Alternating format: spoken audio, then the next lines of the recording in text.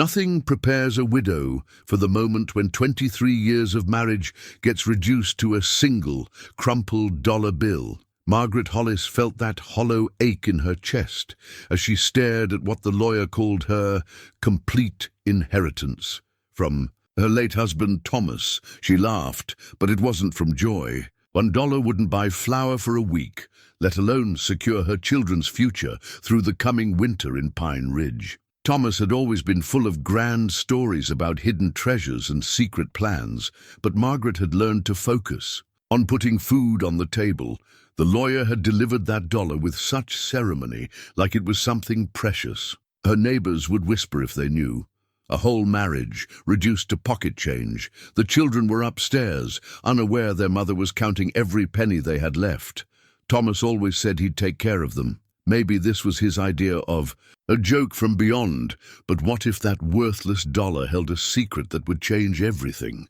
Before we jump back in, tell us where you're tuning in from, and if this story touches you, make sure you're subscribed, because tomorrow I've saved something extra special for you. The autumn wind rattled the windows of Margaret's boarding house as she tucked the dollar bill into her apron pocket.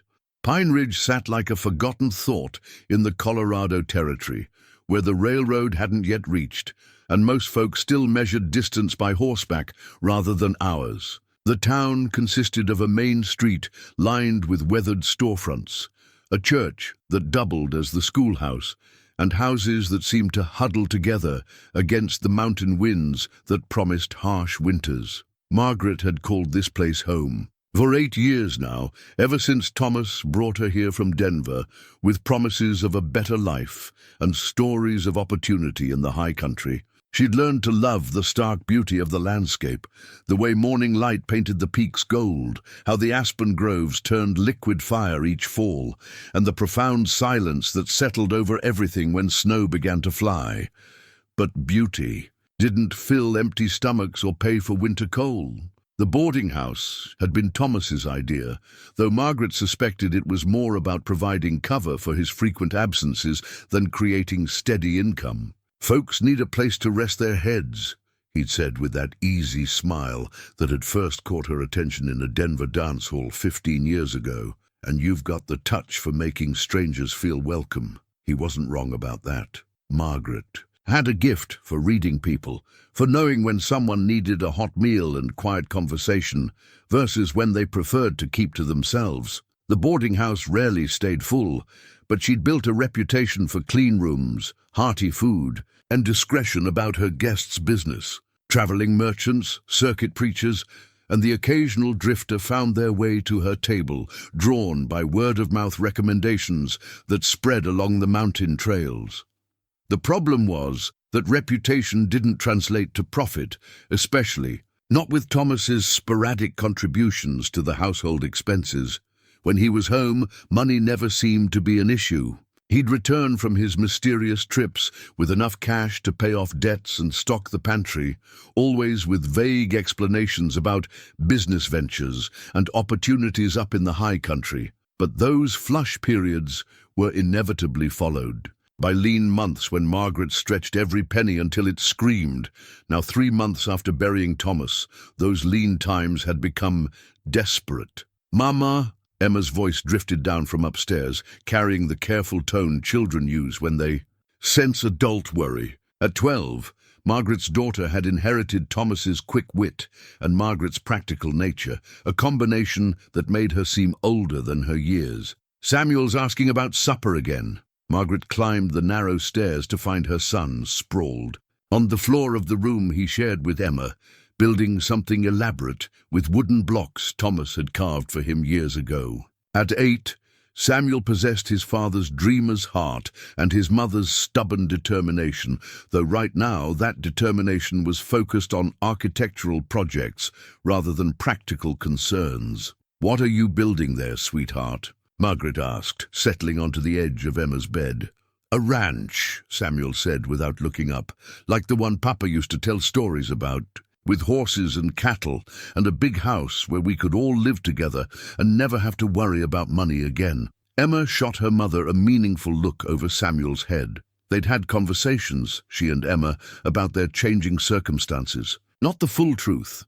Margaret wouldn't burden a 12-year-old with the extent of their financial troubles, but enough so Emma understood why they'd been eating more beans and less meat, why Margaret had started taking in extra mending work, why certain luxuries had quietly disappeared from their daily life. Papa's stories were wonderful, Margaret said carefully, but sometimes grown-ups have to focus on what's real and practical. But what if they weren't just stories? Samuel persisted. What if Papa really did know about places where people could start over and be happy? The innocent question hit Margaret harder than she expected. Thomas had filled their children's heads with tales of hidden valleys and secret ranches, of gold streams and vast grasslands where a family could build something lasting. She'd always assumed these were just bedtime stories, the kind of harmless fantasies that helped children drift off to sleep. But there had been moments, brief glimpses, when Thomas thought she wasn't paying attention, where she'd caught something in his expression that suggested his stories might have roots in reality. "Come help me with supper," she said, changing the subject before her own uncertainty could show.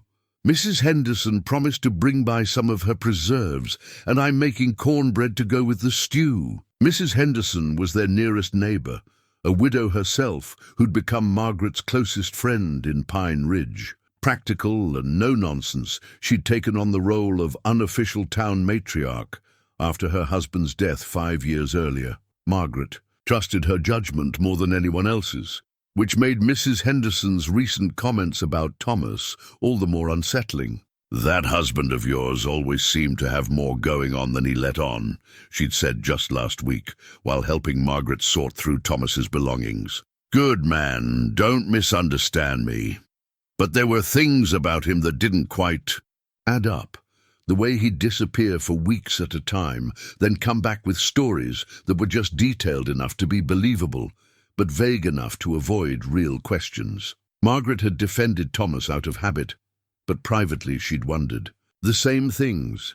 Where exactly did he go on those long trips? Who were the business associates he occasionally mentioned but never introduced? And why did a man who claimed to scrape by as a traveling trader sometimes return home with gold coins mixed in with his regular currency? The sound of boots on the front porch interrupted her thoughts. Margaret glanced out the window to see Reverend Clark approaching, his black coat flapping in the wind like crow's wings. She liked the Reverend well enough. He was kind to the children and never made her feel judged for the boarding house's occasionally colorful clientele. But unexpected visits usually meant someone needed help she couldn't afford to give. "Reverend," she said, opening the door before he could knock, "come in out of that wind. Coffee's still warm if you'd like some." "Thank you, Margaret." He removed his hat, revealing thinning hair and the kind of pale complexion that suggested too much time indoors with books and sermons. "I hope I'm not intruding, but I wanted to speak with you about something that might be important." They settled in the small parlor that doubled as the boarding house's common area. Margaret poured coffee from the pot she kept perpetually brewing, a boarding house necessity that had become a comforting ritual, and waited for the Reverend to organize his thoughts. He had the careful manner of someone who weighed his words before speaking, a trait she appreciated even when it made conversations proceed at a glacial pace. "I had a visitor today," he began, wrapping his hands around the warm cup, "a man asking questions about Thomas, about his business, his associates, where he might have traveled regularly." Margaret felt a chill that had nothing to do with the October wind. "What kind of man?" "Rough sort. Not from around here, that was clear enough. Said he represented some business partners of Thomas's who were concerned about settling accounts." Reverend Clark's expression suggested he'd found the man's story less than convincing. "I told him I couldn't help him, that Thomas kept his business affairs private, but he seemed quite insistent that someone in town must know more about Thomas's activities." "Did he give a name?" "Called himself Brett. Didn't offer a last name, and I didn't press for one. But Margaret, there was something about him that made me uncomfortable. The way he asked his questions, like he was fishing for specific information rather than just trying to tie up loose ends." Margaret's hand instinctively moved to her apron pocket, feeling the outline of the dollar bill. She'd assumed Thomas's death had closed the book on whatever mysterious business had occupied his time. The possibility that unfinished affairs might still reach into her family's life sent a spike of fear through her chest. What did you tell him about me and the children? Nothing beyond the obvious. That you run the boarding house, that you've got 2 fine children, that you're managing as well as can be expected after such a loss. But Margaret, if Thomas was involved in something complicated, you need to be careful. Men like that don't usually make social calls. After the Reverend left, Margaret stood in her kitchen, staring at the dollar bill she'd spread flat on the worn wooden table. In the lamplight, the worn paper seemed to hold shadows she hadn't noticed before. The serial numbers, the small tears, and creases, the way certain areas seemed slightly thicker than others. Details she'd dismissed as signs of age and use suddenly seemed more significant. Thomas had always been clever with his hands, good at fixing things and finding creative solutions to mechanical problems. What if this dollar bill was another example of his ingenuity? What if the inheritance that seemed so worthless actually contained something valuable, something worth killing for? The thought terrified her, but it also sparked something else, a flutter of hope she'd been trying to suppress since the lawyer's visit. Thomas had promised to take care of them. Maybe, just maybe, he'd found a way to keep that promise even. From beyond the grave, outside, the wind picked up, rattling the windows and sending leaves skittering across the porch. Margaret folded the dollar bill carefully and returned it to her pocket. Whatever secrets it might hold would have to wait. Right now, she had children to feed and a boarding house to run, and practical concerns took precedence over mysterious inheritance and dangerous strangers. But as she began preparations for supper, she found herself listening to every sound, watching every shadow that passed by the windows, and wondering if Thomas's past was about to collide with her present in ways she wasn't prepared to handle. Later that evening, after the children had gone to bed, Margaret sat alone in the parlor, with Thomas's personal effects spread across the small table. His wedding ring caught the lamplight, the simple gold band worn smooth by years of wear. She'd noticed the tiny engravings on the inside when she'd first taken it from his finger, but had assumed they were just decorative flourishes, their initials perhaps, or the date of their wedding. Now, examining it more closely, she realized the markings were more complex than she'd thought. They weren't letters or numbers in any pattern she recognized, but they had an intentional quality that suggested meaning beyond mere decoration. Combined with her growing suspicions about the dollar bill, Thomas's ring became another piece of a puzzle she was only beginning to understand. Margaret held the ring up to the light, trying to decipher the tiny symbols etched into the gold. Whatever secrets Thomas had carried to his grave, he'd left clues for those who knew how to look. The question was whether she had the courage and the time to figure out what they meant before the past caught up with her family's future. Fee! Ring felt warm in her palm, as if it still carried some trace of Thomas's presence. Whatever he'd been involved in, wherever his mysterious travels had taken him, he'd worn this symbol of their marriage through it all. If she was going to unlock his secrets, she'd need to understand that their love had been real, even when everything else about him remained hidden. Margaret slipped the ring onto her finger, feeling its familiar weight settling against her skin. Tomorrow, she would examine the dollar bill more carefully, would try to decode whatever message Thomas had left for her. Tonight, she would wear his ring, and remember that some promises were kept, even when the person making them could no longer speak them aloud. Outside, the wind continued to rattle the windows, and Margaret found herself wondering if the sound was nature or something else, someone else, moving through the darkness beyond her door. The next morning arrived with a steady rain that turned Pine Ridge's main street into a ribbon of mud. Margaret stood at her kitchen window, watching water cascade off the boarding house's tin roof while she kneaded bread for the day's meals. The routine work felt comforting after a restless night filled with dreams about mysterious strangers and hidden meanings in familiar objects. The sound of boots on the front porch made her look up from the dough. Through the rain-streaked glass, She could see a tall figure in a long coat, waiting beneath the narrow overhang. Not Reverend Clark. This time, this man had the broad shoulders and confident stance of someone accustomed to authority. When he knocked, it was with the firm, measured rhythm of official business. Margaret wiped her hands on her apron and opened the door to find herself face to face with Sheriff Amos Cain. She knew him by reputation rather than personal acquaintance, Pine. Ridge was small enough that everyone knew everyone else by sight, but the sheriff's duties kept him traveling between settlements, and their paths had rarely crossed during Thomas's lifetime. Cain was a man in his late 40s with steel grey, hair and eyes the color of winter sky. His face carried the weathered lines of someone who'd spent years outdoors, and there was something in his bearing that suggested military experience. The badge on his coat was polished but worn, evidence of long service rather than vanity. "Mrs. Hollis," he said, removing his hat despite the rain. "I'm Sheriff Cain. I wonder if I might have a word with you about your late husband." Margaret's heart skipped, but she managed to keep her voice steady. "Of course, Sheriff. Please, come in out of the weather." She led him to the parlor and offered a coffee, which he accepted with the grateful nod of a man who'd been riding in cold rain. As she poured from her ever-present pot, Margaret studied him more closely. There was something familiar about his manner, though she couldn't place what it might be. "I'll come straight to the point, Mrs. Hollis," Cain said once they were both settled. "Your husband and I had business together, and there are some matters that need settling now that he's passed on." "What kind of business?" Margaret asked, though she suspected she wouldn't like the answer. The kind that required discretion during his lifetime and careful handling after his death. Cain reached into his coat and withdrew a folded document.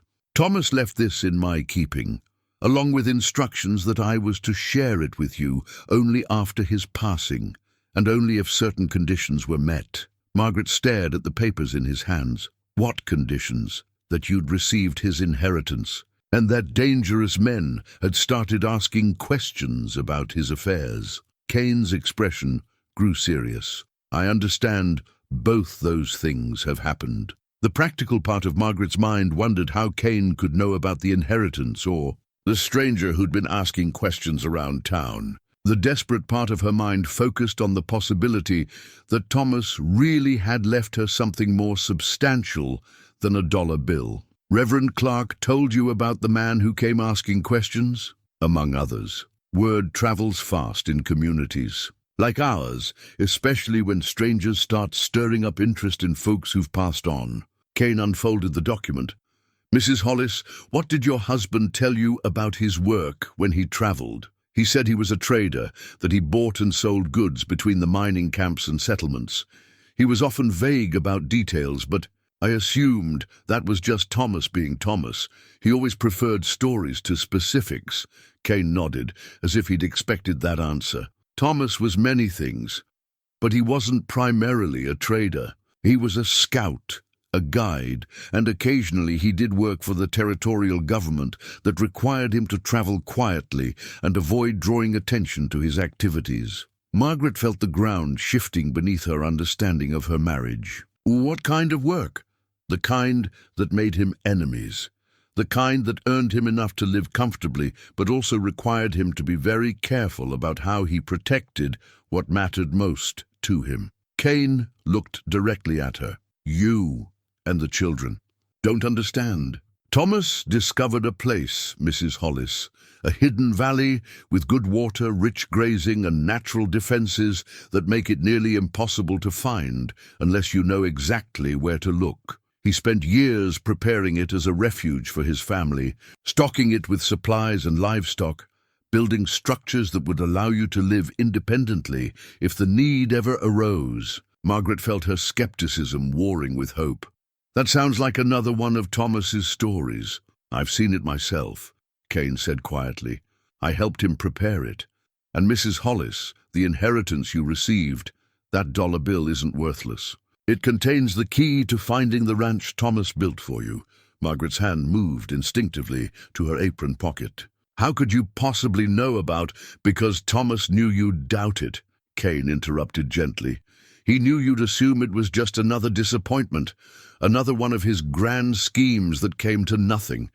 He asked me to wait until you'd had time to grieve and until the danger became real before revealing the truth." "What danger?" Cain's expression darkened. "The man asking questions around town works for people who believe Thomas took something that belonged to them. They're not the sort to let matters rest, and they won't hesitate to threaten innocent people to get what they want." Margaret stared at the sheriff, trying to process everything he'd told her. The idea that Thomas had built a hidden ranch seemed impossible, but no more impossible than the idea that her mild-mannered husband had been involved in activities dangerous enough to make enemies who'd pursue him beyond the grave. "Why should I trust you?" she asked finally. Cain reached into his pocket and withdrew a small object which he placed on the table between them. It was a compass, ornate and obviously expensive, with initials engraved on its silver case. Margaret recognized Thomas's careful handiwork in the engraving.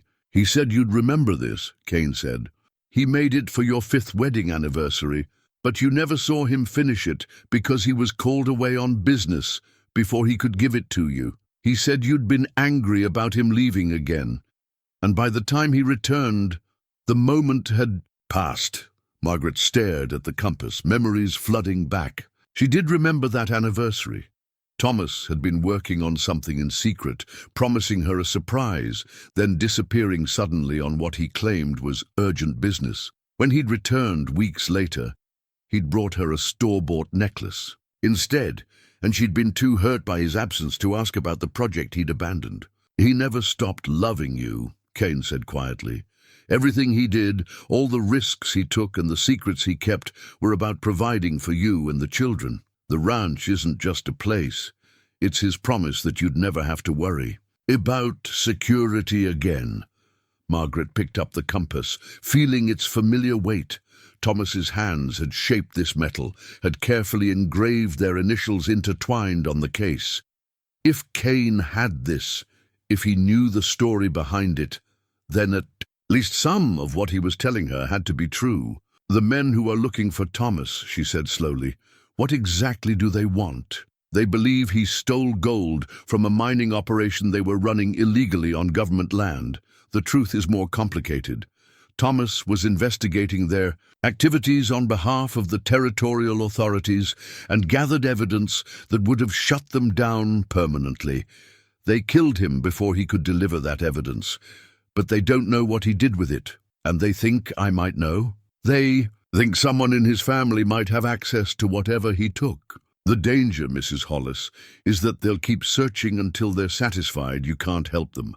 Men like that don't leave loose ends." Margaret felt a chill that went deeper than the October morning. "What do you suggest I do?" Cain leaned forward, his expression earnest. "Come with me to the ranch.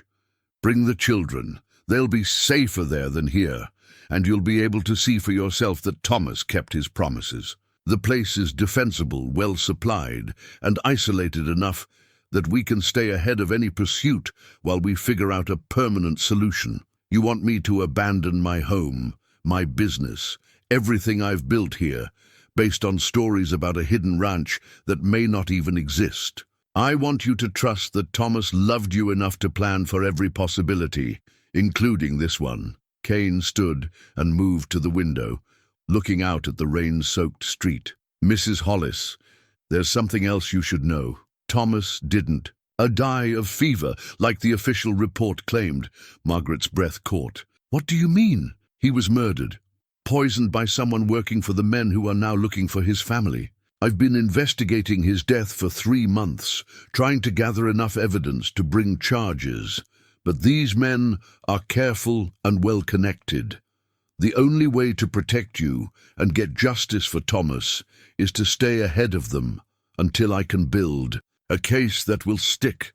The room felt like it was spinning. Margaret gripped the edge of the table, trying to steady herself against the revelation that her world had been built on lies and secrets she'd never suspected. "How do I know any of this is true?" she whispered. Cain returned to his seat and pulled out another document, "This is a letter from Thomas, written in his hand and sealed in my presence. He said to give it to you only if you doubted the truth of what I was telling you." With trembling fingers, Margaret broke the wax seal and unfolded the letter.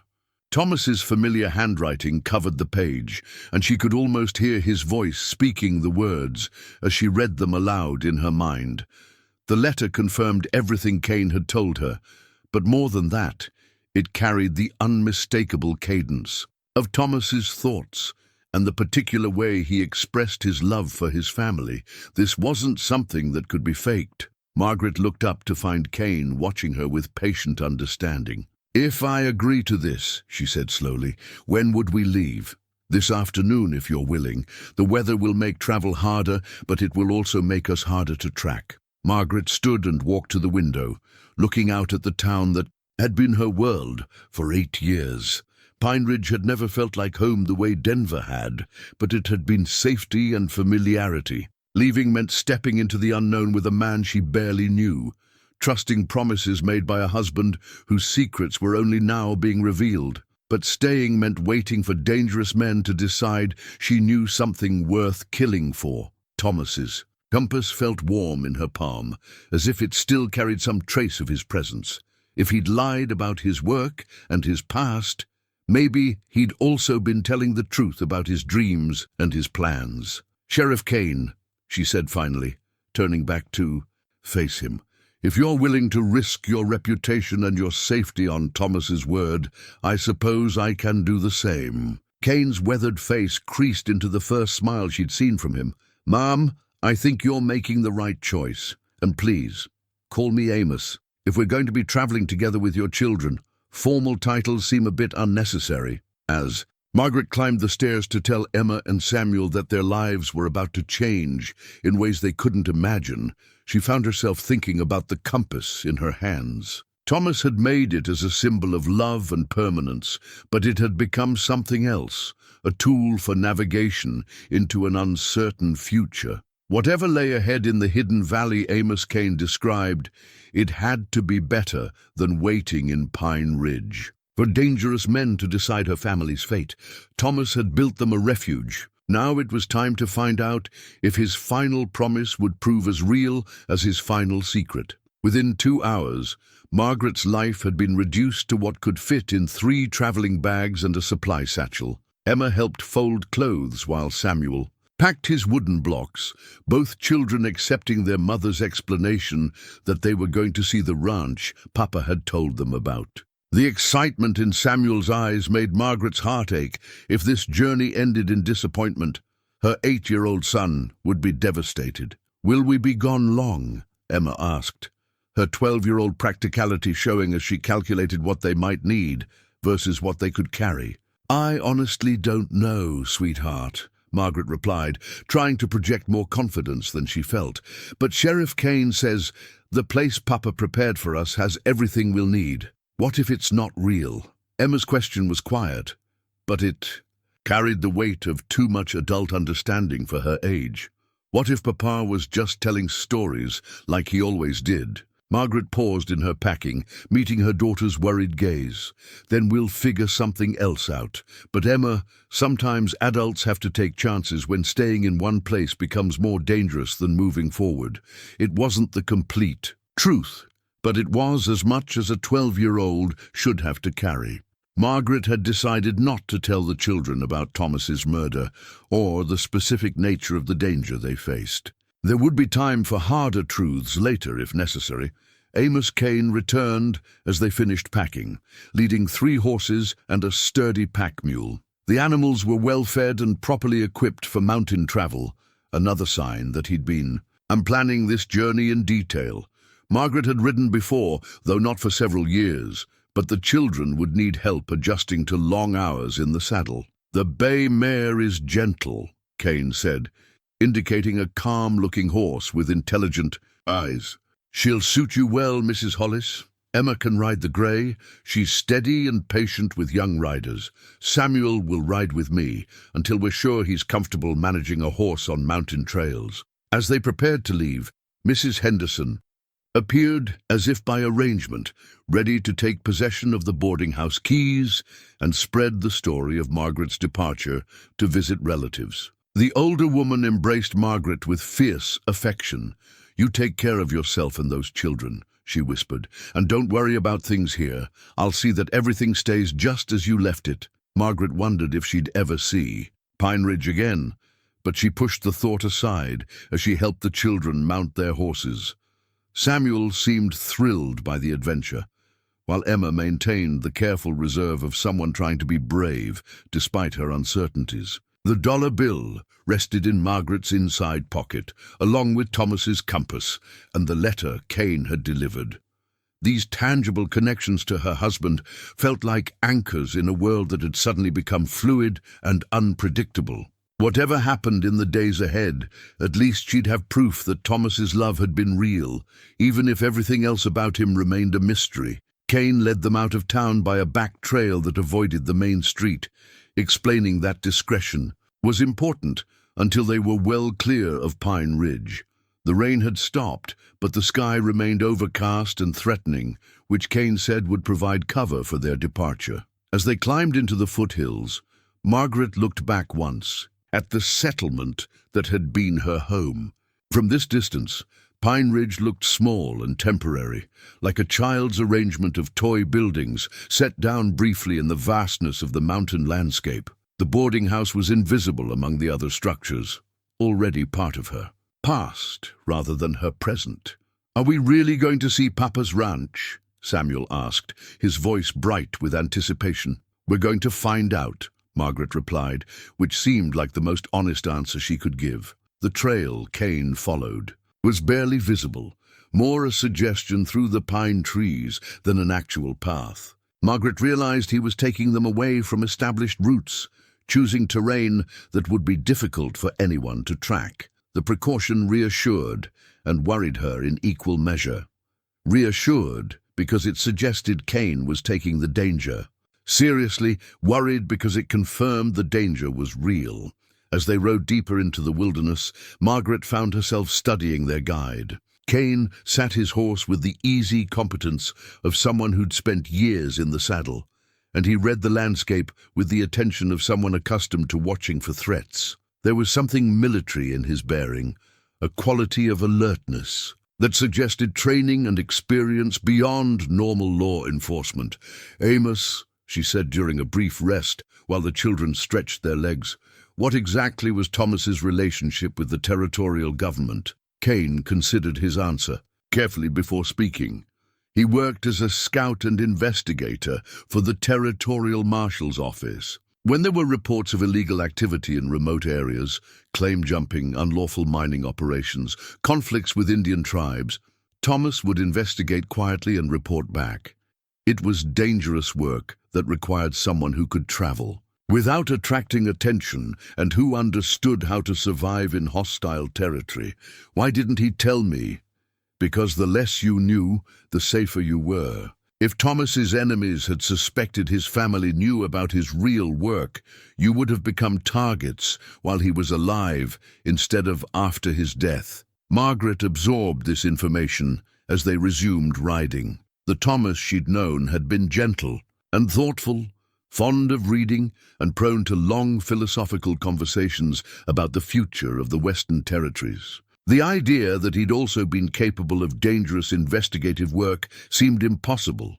But then again, many things about Thomas were proving to have been more complicated than she'd realized. The trail began climbing more steeply as they moved deeper into the mountains. Cain set a pace that was steady but not punishing, mindful of the children's endurance and Margaret's adjustment to long-distance riding. The landscape gradually changed from pine forests to aspen groves that rustled like whispered secrets in the afternoon breeze. "How much farther?" Emma asked as the sun began slanting toward the western peaks. "We'll make camp tonight and reach the valley tomorrow afternoon," Cain replied. "The ranch is about a day-and-a-half ride from Pine Ridge, but we're taking a longer route to avoid being followed." Margaret felt a flutter of anxiety about spending the night in the wilderness with a man she barely knew, but Cain had already anticipated her concerns. When they stopped to make camp in a sheltered grove beside a clear stream, he efficiently set up separate sleeping areas and busied himself with practical tasks that gave the family privacy while still maintaining watchful security. The children adapted to the outdoor adventure with the resilience of youth. Samuel collected firewood with enthusiasm, while Emma helped Margaret prepare a simple meal from their traveling supplies. Cain demonstrated how to bank the fire properly for cooking, and Margaret found herself appreciating his quiet teaching style. After supper, as darkness settled over their camp, Margaret pulled out the dollar bill she'd been carrying. In the firelight, she examined it more carefully than she'd ever done before, looking for the hidden message Cain had mentioned. "Thomas said you'd know how to read it when the time came," Cain said, settling beside the fire with his rifle across. His knees, a casual position that nonetheless suggested he was maintaining watch while they talked. Margaret held the bill up to the light, studying every detail. The serial numbers seemed ordinary enough, but there were tiny marks along the edges that looked almost like pinpricks. The paper itself felt slightly thicker in certain areas, as if something had been inserted between layers. "Emma," she called, softly, "come look at this with me. Your eyes are younger than mine." Her daughter settled beside her, studying the dollar bill with the focused attention she usually reserved for her schoolwork. "Mama, look here," Emma said, pointing to a series of tiny marks along the bottom edge. "These aren't random, they're in groups like a pattern." Margaret looked where Emma pointed and realized her daughter was right. The marks weren't damaged from use, they were deliberately placed, and they did follow a pattern. Some were single pinpricks, others were grouped in clusters of 2 or 3. "It's a code," Emma said with growing excitement, "like the ones in the adventure books Papa used to read to us." Cain leaned closer, his expression serious. "Thomas said the message would reference things only his family would understand. Shared memories, private jokes, that sort of thing." Margaret studied the pattern of marks, trying to think like Thomas would have thought. He'd always been fond of puzzles and word games, and he'd taught both children to enjoy riddles and brain teasers during the long winter evenings. If he'd created a code for his family, it would be something that built on those shared experiences. "The blocks," Samuel said suddenly, looking up from where he'd been arranging his wooden toys. "Papa taught me to count with the blocks. 1 block, 2 blocks, 3 blocks." Margaret stared at her son, then back at the dollar bill. The pinpricks were arranged in groups of 1, 2, and 3. If each group represented a number, and if those numbers corresponded to something they all knew. "The alphabet," she whispered. "A is 1, B is 2, C is 3. Emma quickly began translating the marks, calling out letters as she worked. "North, Twomils, From. "From what?" Margaret asked, but Cain was already nodding, as if he understood. "From the old boundary marker," he said. "There's a stone cairn about 2 miles north of the valley entrance that Thomas used as a reference point. The message gives directions from there to the hidden entrance." Margaret felt a surge of excitement mixed with disbelief.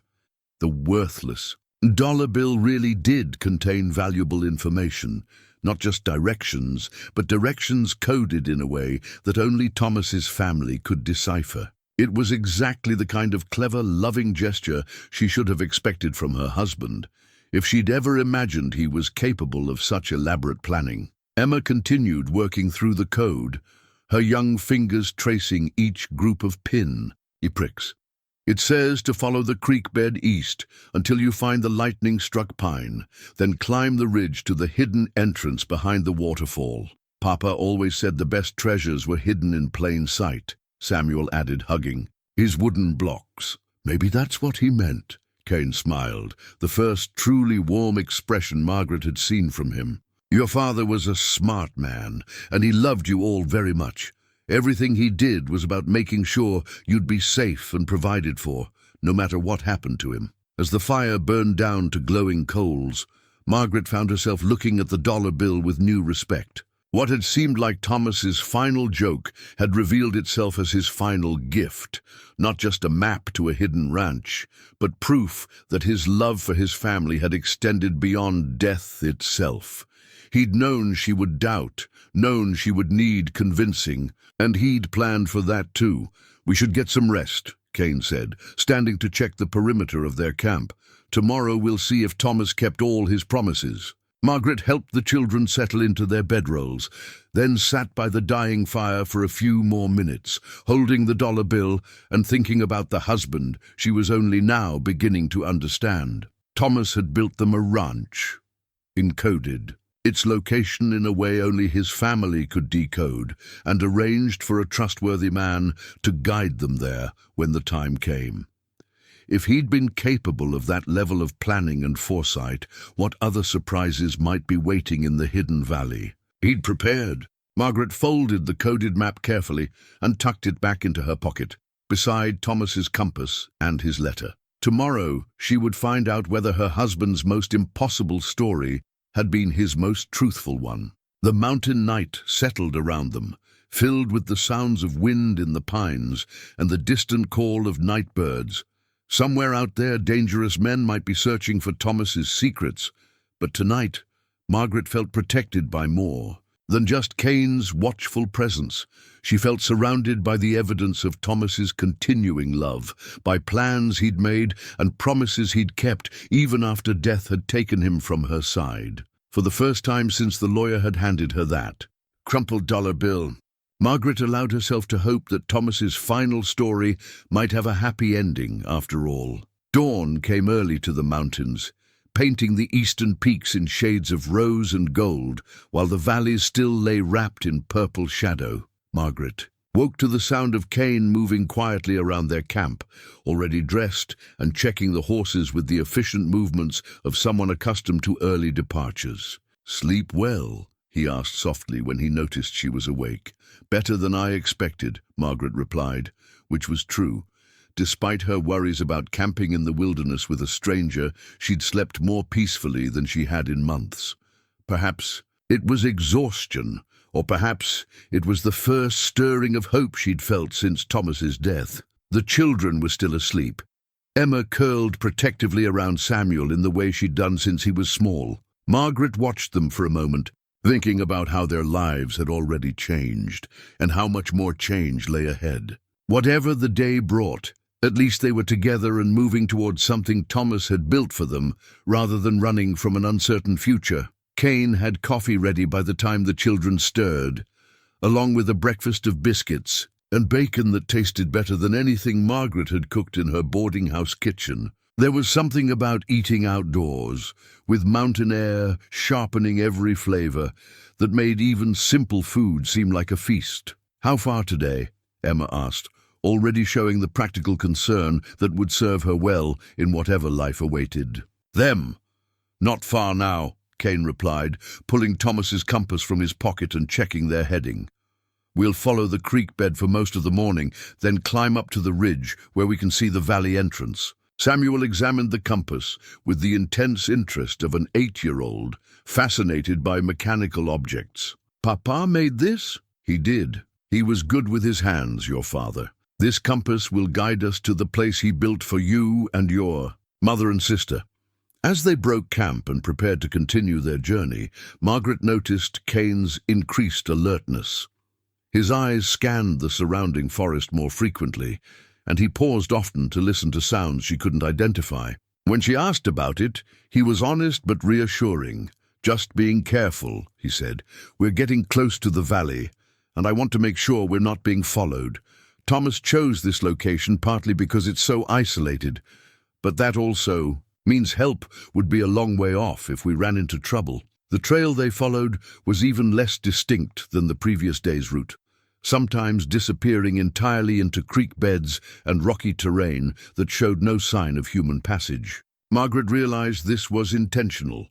Thomas and Cain had deliberately chosen paths that would be nearly impossible to track, even for experienced outdoorsmen. As they rode deeper into the wilderness, Margaret found herself studying the landscape with new appreciation.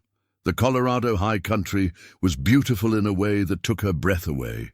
Vast expanses of pristine wilderness, where eagles soared overhead and elk grazed in distant meadows. It was also unforgiving terrain that could kill the unprepared or unwary.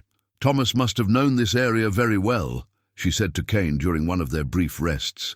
He spent months exploring these mountains, mapping every trail and water source, looking for the perfect place to build your refuge. He said he wanted somewhere beautiful enough that you'd never feel like you were hiding, just living in the most gorgeous place on earth. The comment made Margaret's throat tighten with unexpected emotion. Even in planning their escape from danger, Thomas had thought about her happiness, about creating something wonderful rather than just something safe.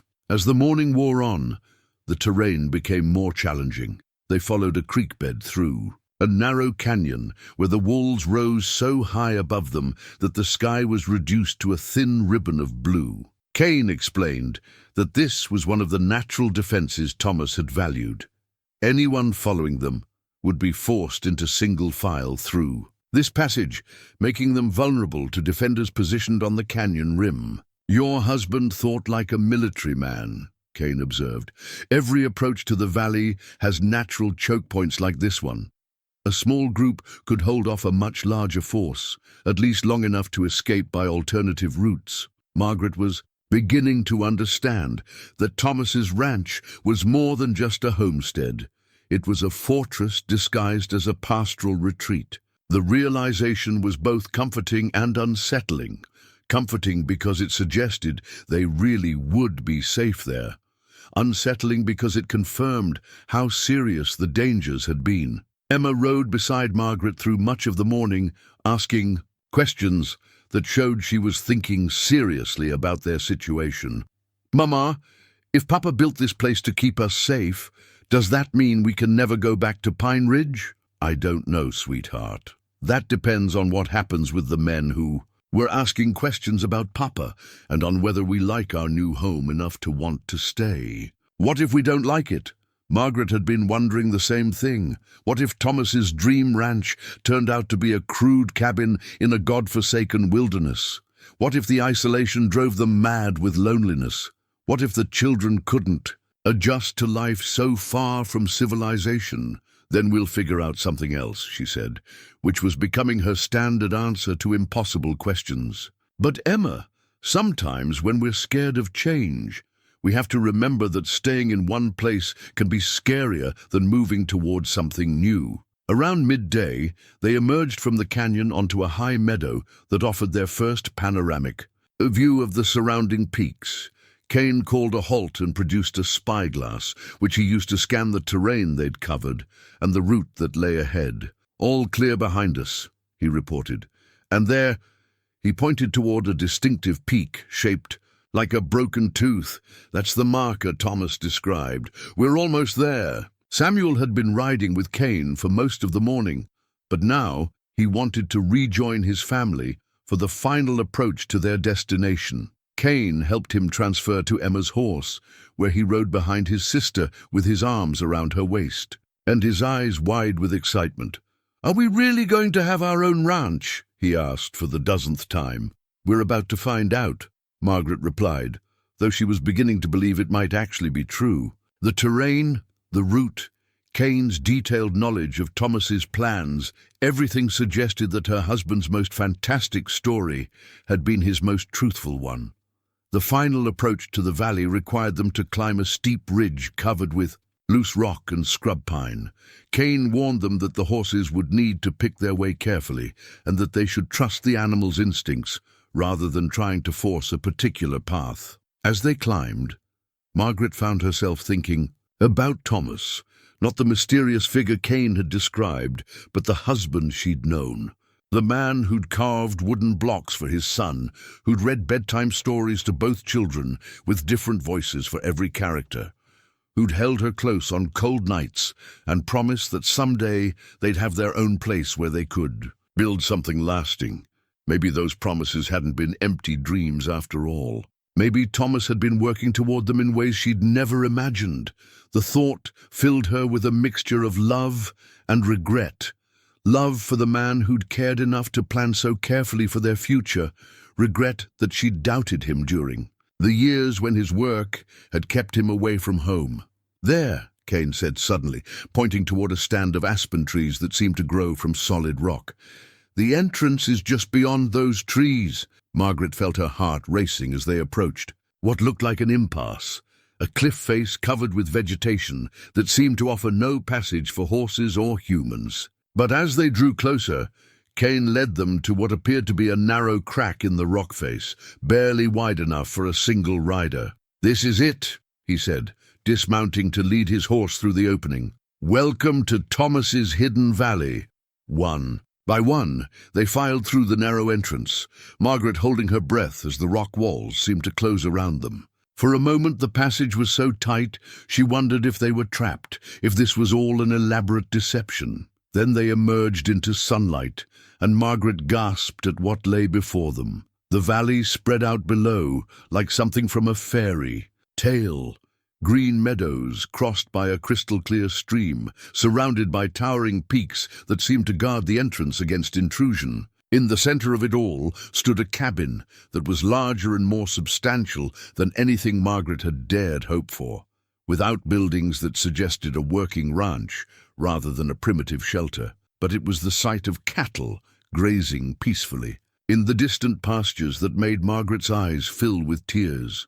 Thomas had kept his promises. Every impossible, wonderful promise he'd ever made was laid out before them in wood and stone and living creatures. "Oh, Papa," Samuel whispered, his voice filled with wonder. "You really did it." Cain smiled as he watched their reactions. Thomas always said this moment would make everything worthwhile. The secrecy, the danger, the years of preparation.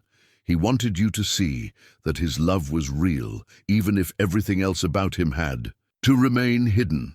As they rode down into the valley toward the life Thomas had built for them, Margaret felt the weight of grief and uncertainty lifting from her shoulders. Whatever challenges lay ahead, whatever dangers they still faced, they would meet them from a place of strength and security. Thomas's final gift wasn't just a ranch.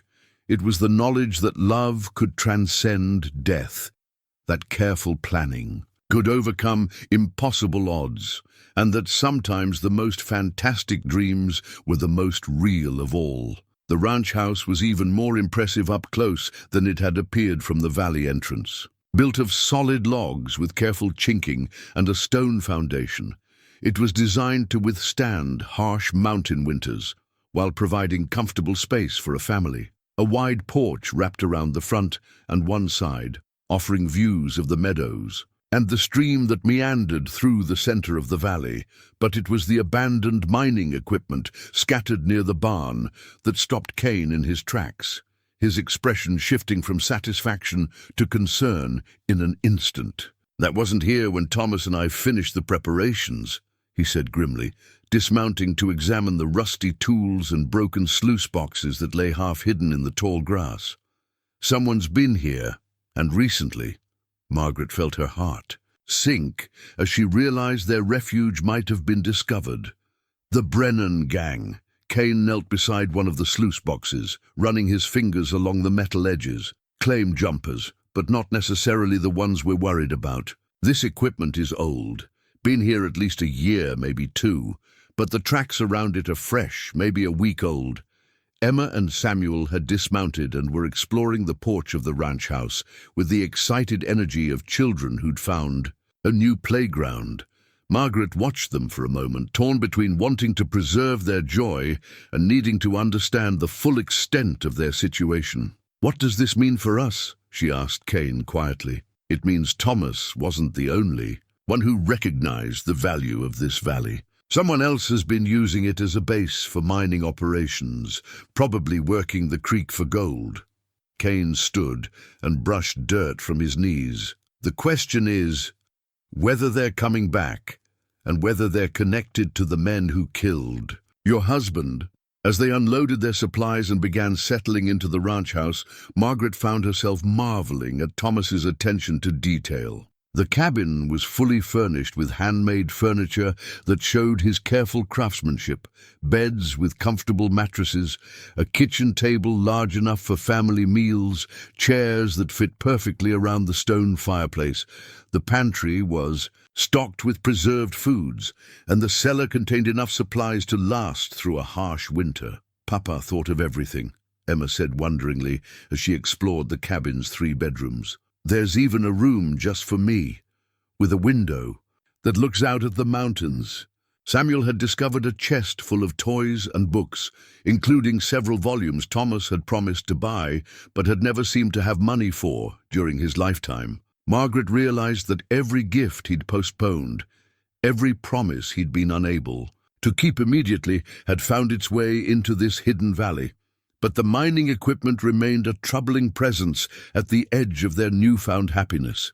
Cain spent much of the afternoon examining the area around the creek, looking for signs of how extensive the mining operation had been and whether the miners might return. "The good news," he reported over supper, "is that whoever was here didn't disturb the ranch buildings or take any of your supplies.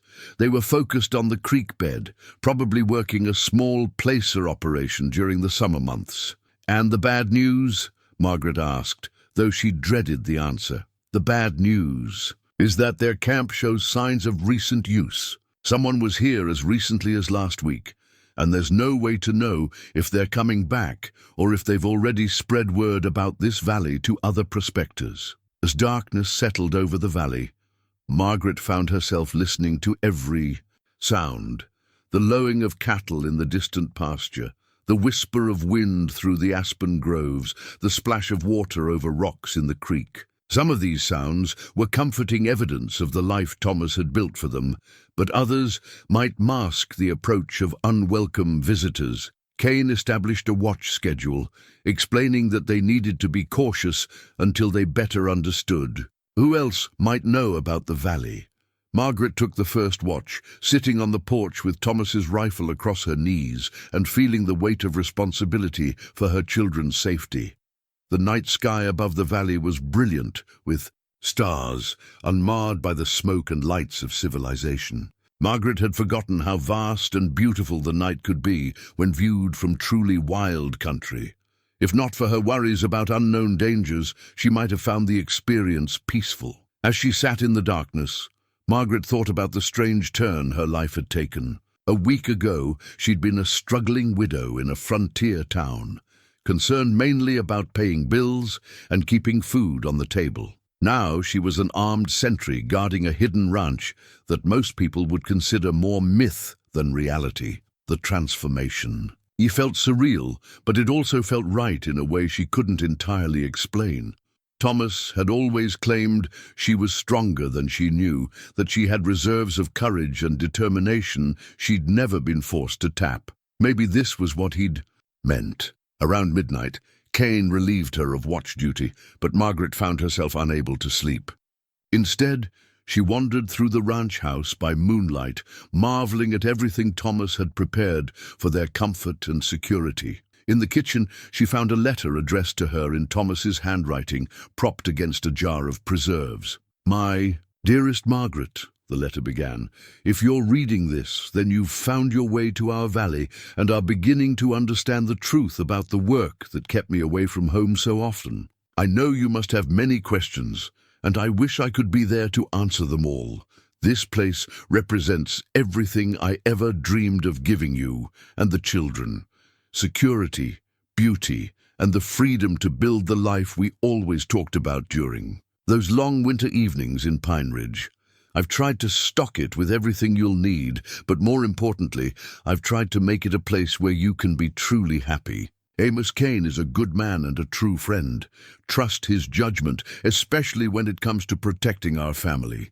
He knows the full story of why I had to keep secrets, and he's sworn to help you build a new life here, whether that means staying in the valley or eventually returning to civilization. I'm sorry for all the mysteries, all the times I left without full explanations, all the ways I failed to be the husband and father you deserved. I hope this ranch can be my way of making amends, of proving that every risk I took was worth it. If it secured your future, Take care of each other, be happy, and know that my love for you will outlast my life. Your devoted husband, Thomas." Margaret read the letter 3 times, tears flowing freely down her cheeks. In the quiet of the mountain night, she could almost hear Thomas's voice speaking the words, could almost feel his presence in the cabin he'd built with his own hands. But her grief was mixed with something new, a growing sense of strength and purpose.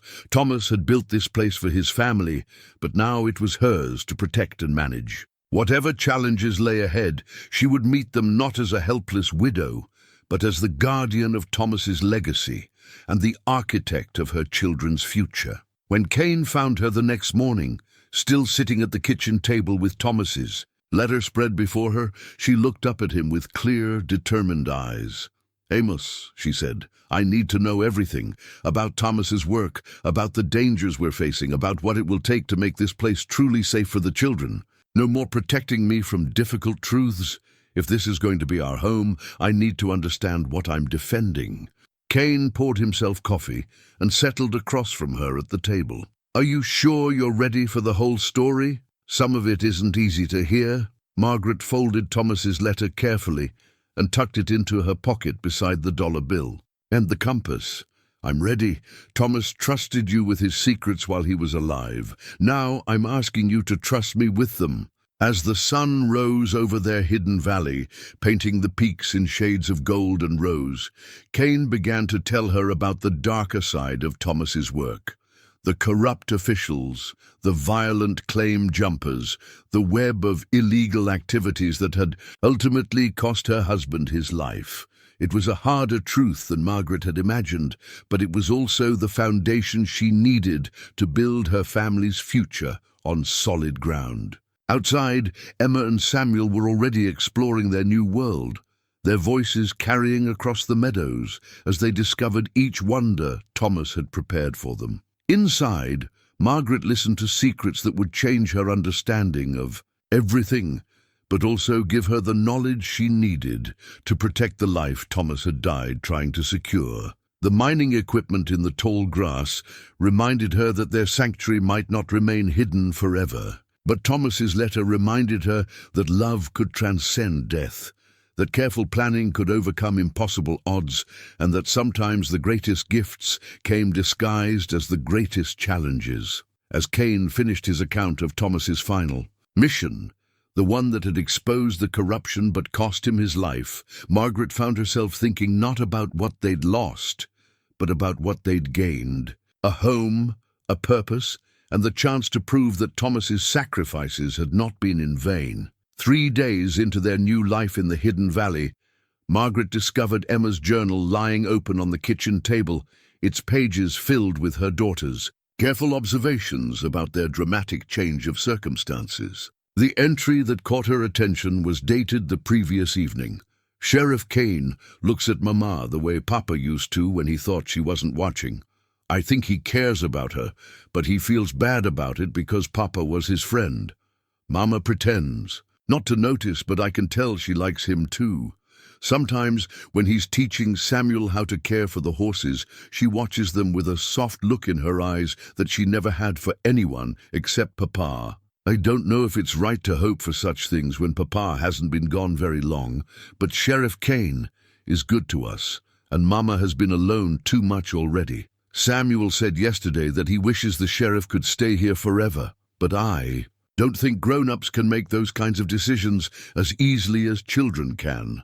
Margaret closed the journal carefully, her cheeks burning with embarrassment at having her feelings exposed so clearly by her 12-year-old daughter. But Emma's observations forced her to confront truths she'd been trying to ignore since they'd arrived at the ranch. Amos Cain was a good man, patient with the children, respectful toward her, and clearly devoted to honoring Thomas's memory by protecting his family. He'd also proven himself capable of the kind of practical leadership their situation required, making decisions about security and ranch management that kept them safe while allowing them to build a normal routine. But Margaret had noticed the way his expression softened when he watched her working in the garden Thomas had planted, the way he found excuses to help her with tasks she could have managed alone. the careful distance he maintained to avoid any suggestion of impropriety. She'd also noticed her own reactions, the flutter of anticipation when she heard his footsteps on the porch, the way she found herself seeking his opinion on matters she'd always decided independently. The situation was complicated by Samuel's obvious hero worship of Cain, and by Emma's mature understanding that their family needed the stability and protection Cain represented. Both children had begun treating him less like a temporary guest and more like a permanent member of their household, a transition that felt natural but also somehow disloyal to Thomas's memory. These emotional complications were pushed temporarily aside by a more immediate concern. Cain had discovered fresh tracks near the creek, boot prints and horse sign that indicated at least 3 riders had visited the valley within the past few days. The visitors had approached from the north, using a route Cain hadn't known existed, and had spent considerable time examining the mining equipment before departing the same way they'd come. "They're scouting," Cain explained as they stood beside the creek, looking at the clearest of the boot prints pressed into the muddy bank. "Professional prospectors, judging by the equipment marks they left. They know there's gold in this creek, and they're planning to return with proper mining gear." Margaret felt a chill of fear that had nothing to do with the mountain air. "Are they dangerous?" Any group of men willing to work illegal mining claims in remote territory is potentially dangerous. They might be honest prospectors who just happened to find this valley, or they might be part of the same network that killed Thomas. Either way, they represent a threat to our security here. The discovery of the tracks changed the dynamic of their daily routine. Cain instituted more formal security measures, regular patrols of the valley perimeter, carefully concealed observation posts, and contingency plans for evacuation if the need arose. Margaret found herself learning to use firearms with deadly seriousness rather than merely as tools for hunting game, but the heightened security also had an unexpected effect on the growing emotional connection between Margaret and Cain. Working together to protect their hidden sanctuary created an intimacy that had nothing to do with romance and everything to do with shared purpose and mutual trust. When Cain showed her how to sight a rifle properly, his hands guiding hers to the correct position, the contact felt both thrilling and completely appropriate. "You're a natural shot," he told her, after she'd successfully hit a target at considerable distance. "Thomas always said you had steady nerves under pressure. Thomas talked about me to you," Margaret asked, surprised by this glimpse into conversations she'd never known about. Cain was quiet for a moment before answering. "He talked about you constantly, about how proud he was of your strength, about how much he missed you during his long trips, about his plans for bringing you and the children here once it was safe. You were never far from his thoughts, Margaret." The use of her first name sent a small shock through her. He'd been carefully formal since their departure from Pine Ridge, maintaining the proper distance between a lawman and the widow he was protecting. But here in their hidden valley, with danger pressing closer and domestic routines creating their own intimacy, such formalities seemed increasingly artificial. Emma's journal had noted other changes too. Samuel had begun following Cain around with the devotion of a son, learning from a father figure, absorbing lessons about animal care, land management, and the practical skills of frontier life. Cain, for his part, showed infinite patience with the boy's questions and obvious need for male guidance. "Do you think Papa would mind if I called you Uncle Amos?" Samuel asked one evening as Cain helped him brush down the horses. Cain stopped his work, clearly touched and troubled by the question. "I think your papa would want you to do whatever felt right to you, son, but you should talk to your mama about it first." That conversation came the next evening, as Margaret tucked Samuel into bed in his new room overlooking the valley. "Mama, is it wrong to like Sheriff Cain so much when Papa hasn't been gone very long?" Margaret sat on the edge of his bed, choosing her words carefully. "It's not wrong to care about people who are good to us, sweetheart. Papa would want us to accept help from good people, and Sheriff Cain is definitely good people. Emma says you like him too, but that you feel bad about it. Margaret felt her cheeks burn again at her children's perceptive observations. Sheriff Cain is a good man who's doing important work to keep us safe. It's natural that we'd all develop fond feelings for him. But do you like him the way you liked Papa? The direct question forced Margaret to confront feelings she'd been trying to keep carefully buried. Did she care for Amos Cain? Yes, undoubtedly. Was it the same kind of love she'd felt for Thomas? No, but it was something real and growing. Stronger each day. I care about Sheriff Cain, she said finally, and I think Papa would approve of that, because Papa cared about him too. They were friends, and Papa trusted him to take care of us. So it would be all right if he stayed here. Forever? Margaret smiled at her son's ability to reduce complex adult emotions to simple, practical questions. I don't know about forever, Samuel. But for now, we're all taking care of each other, and that's what families do. The conversation with Samuel forced Margaret to acknowledge that she was already thinking of Cain as part of their family unit, even though they'd known him for less than 2 weeks. The realization was both thrilling and terrifying. Thrilling because it suggested the possibility of happiness she'd thought was lost forever. Terrifying because it meant risking her heart again when so much remained uncertain. 2 nights later, those uncertainties became more pressing when Cain spotted signal fires on the distant ridges, coded messages being passed between groups of men positioned around the valley. The prospectors who'd been scouting their location had returned with reinforcements, and they were preparing for some kind of coordinated action. How many? Margaret asked as they watched the flickering lights from the concealment of the ranch house. At least a dozen, probably more. Too many for us to fight off. If they decide to move against us. Cain lowered his spyglass, his expression grim. We need to make some hard decisions, and we need to make them fast. Margaret looked around the cabin Thomas had built for them, at the life they'd been building for less than a week. The thought of losing it all just as they were beginning to feel safe was almost unbearable. But the thought of putting the children at risk was worse. What are our options? She asked. Cain spread a hand-drawn map on the kitchen table showing the valley and the surrounding terrain. We can try to slip out through the southern pass and make our way back to Pine Ridge or another settlement. We can stay and try to defend the ranch, though the odds aren't good. Or we can try to negotiate with whoever's out there, though I don't like our chances of finding reasonable men among a group that size.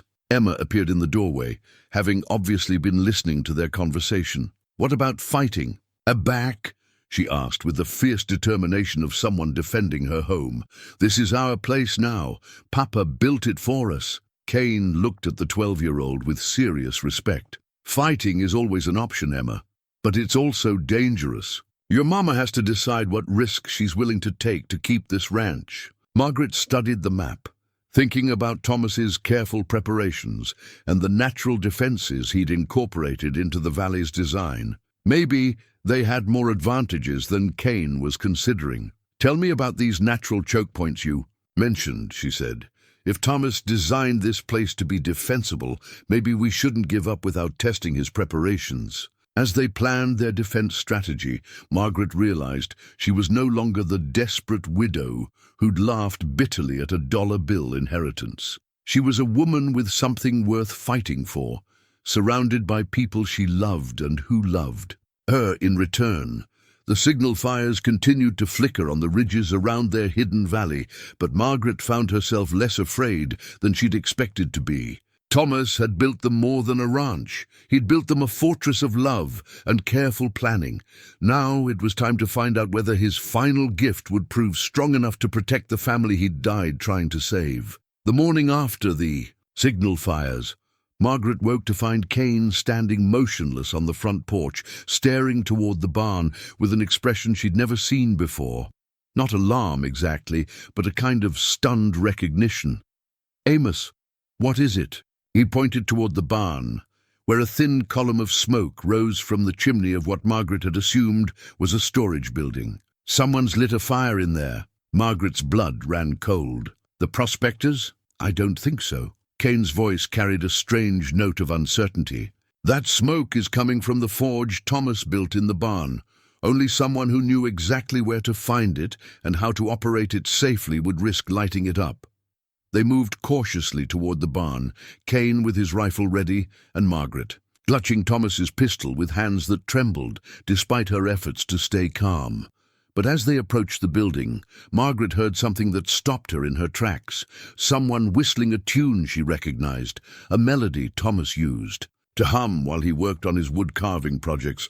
Cain heard it too, and his rifle slowly lowered as his face went pale. "That's not possible," he whispered. Margaret pushed past him and threw open the barn door, then stood frozen in the entrance as her world turned upside down for the second time in 2 weeks. Thomas stood at the forge, his back to them, working. A piece of heated metal, with the easy competence of someone accustomed to such tasks. He looked thinner than she remembered, and his hair was longer, but there was no mistaking her husband's familiar stance or the careful way he moved his hands. "Thomas?" Margaret's voice came out as barely a whisper. He turned, and she saw his face, older, more weathered, marked by months of living rough, but unmistakably the face of the man she'd married 15 years ago, the man she'd buried 3 months earlier, the man who was supposed to be dead. "Hello, Margaret," he said softly, setting down his hammer and wiping his hands on a leather apron. "I'm sorry it had to be this way." Margaret felt her legs give way, and Cain caught her before she could fall. Behind them, she could hear Emma and Samuel calling from the house, their voices bright with the innocent excitement of children who had no idea their world was about to shatter again. "You're dead," Margaret whispered, staring at Thomas as if he were a ghost. "I buried you. I saw your body." Thomas stepped closer, his eyes filled with pain and regret. "You buried someone else, a drifter who died of fever in the same boarding house where I was hiding. We were the same height and build, and the fever had changed his appearance enough that the deception worked." "Why?" The single word came out as a sob. "Why would you do that to us?" "To me, because the Brennan gang was closing in and they'd made it clear they intended to kill my entire family to make sure their secrets stayed buried. Faking my death was the only way to draw them off your trail and give me time to eliminate the threat permanently." Cain, who had been silent throughout this exchange, finally found his voice. "Thomas, we agreed that if you had to disappear, you'd send word through me. Margaret's been through hell these past months, thinking she was alone in the world." Thomas's gaze shifted to Cain, and Margaret saw something complicated pass between the two men. Guilt, understanding, and something else she couldn't identify. "I know what I put her through," Thomas said quietly. "And I know what I put both of you through. But the Brennan gang had informants everywhere, including in the Territorial Marshal's office. I couldn't risk any communication that might be intercepted." Margaret pulled away from Cain's supporting arm, her shock transforming into fury. "So you let me grieve for you? Let the children think their father was gone forever? Let me struggle to survive on my own while you were alive and safe?" "I was never safe," Thomas said, his voice growing stronger. "I've spent the last 3 months hunting down every member of the Brennan gang, eliminating the threat they posed to our family. I've been living rough, moving constantly, never staying in one place long enough for them to track me. And now," Margaret's voice shook with anger and hurt, "now that you've finished your mysterious mission, you just appear and expect us to welcome you back? Expect me to pretend the last 3 months never happened?" Thomas looked past her to where Cain stood, and Margaret saw the exact moment when he registered the subtle changes in their dynamic, the way Cain's hand had moved protectively to her shoulder, the way she'd instinctively leaned into his support, the invisible bonds that had formed between them during their journey to the valley. "I see," Thomas said quietly, and Margaret heard a world of pain in those 2 words. "Papa?" Samuel's voice called from the barn entrance, where both children had appeared, drawn by the sound of adult voices. He stared at his father with the confused expression of a child trying to make sense of something impossible. "Papa, you're supposed to be in heaven." Emma was quicker to understand the full implications of what she was seeing. Her gaze moved between her parents, taking in her mother's tears and her father's guilty expression, and Margaret watched her daughter's face harden with a maturity that no 12-year-old should have to possess. "You lied to us," Emma said to Thomas, her voice steady but cold. "You made us think you were dead." Thomas knelt down, bringing himself to his children's eye level. "I had to, sweetheart. Bad men wanted to hurt our family, and the only way to protect you was to make them think. I was gone, but we were hurt anyway," Samuel said with the devastating honesty of childhood. "Mama cried every night. Emma had to help take care of me because Mama was too sad. We didn't have enough money for food sometimes." Thomas closed his eyes, and Margaret saw him absorb the full impact of what his deception had cost his family. When he opened them again, they were bright with unshed tears. "I know I hurt you," he said softly. "All of you. I thought it was the only way to keep you safe, but I was wrong about a lot of things." Margaret found her voice again, though it shook with emotion. "Where have you been living? How did you know we were here?" "I've been camped in the high country, watching the valley from a distance. I saw you arrive with Amos, saw you settling into the ranch. I've been waiting for the right moment to approach, trying to figure out how to explain everything." "You've been watching us?" The invasion of privacy felt like another betrayal. "For how long?" "Since you arrived. I needed to make sure you were safe, that the valley was secure." Thomas glanced again at Cain. "I also needed to understand what had developed between you and Amos during your journey here." The comment hung in the air like an accusation, and Margaret felt her anger flare again. "What gave you the right to spy on us? What gave you the right to judge how we survived your death?" "Nothing," Thomas admitted. "I have no rights here anymore. I gave those up when I chose to let you believe I was dead." Cain stepped forward, his expression carefully controlled. "Thomas, what's done is done. The question now is what happens next. The Brennan gang may be eliminated, but we've got other problems. There are prospectors surrounding this valley, and they're planning some kind of coordinated action." Thomas nodded grimly. "I know about them. That's actually why I decided to reveal myself today. We're going to need all our resources to defend this place, and you can't do it effectively while keeping secrets from each other." Margaret stared at her supposedly dead husband, trying to process the emotional whiplash of the morning's revelations.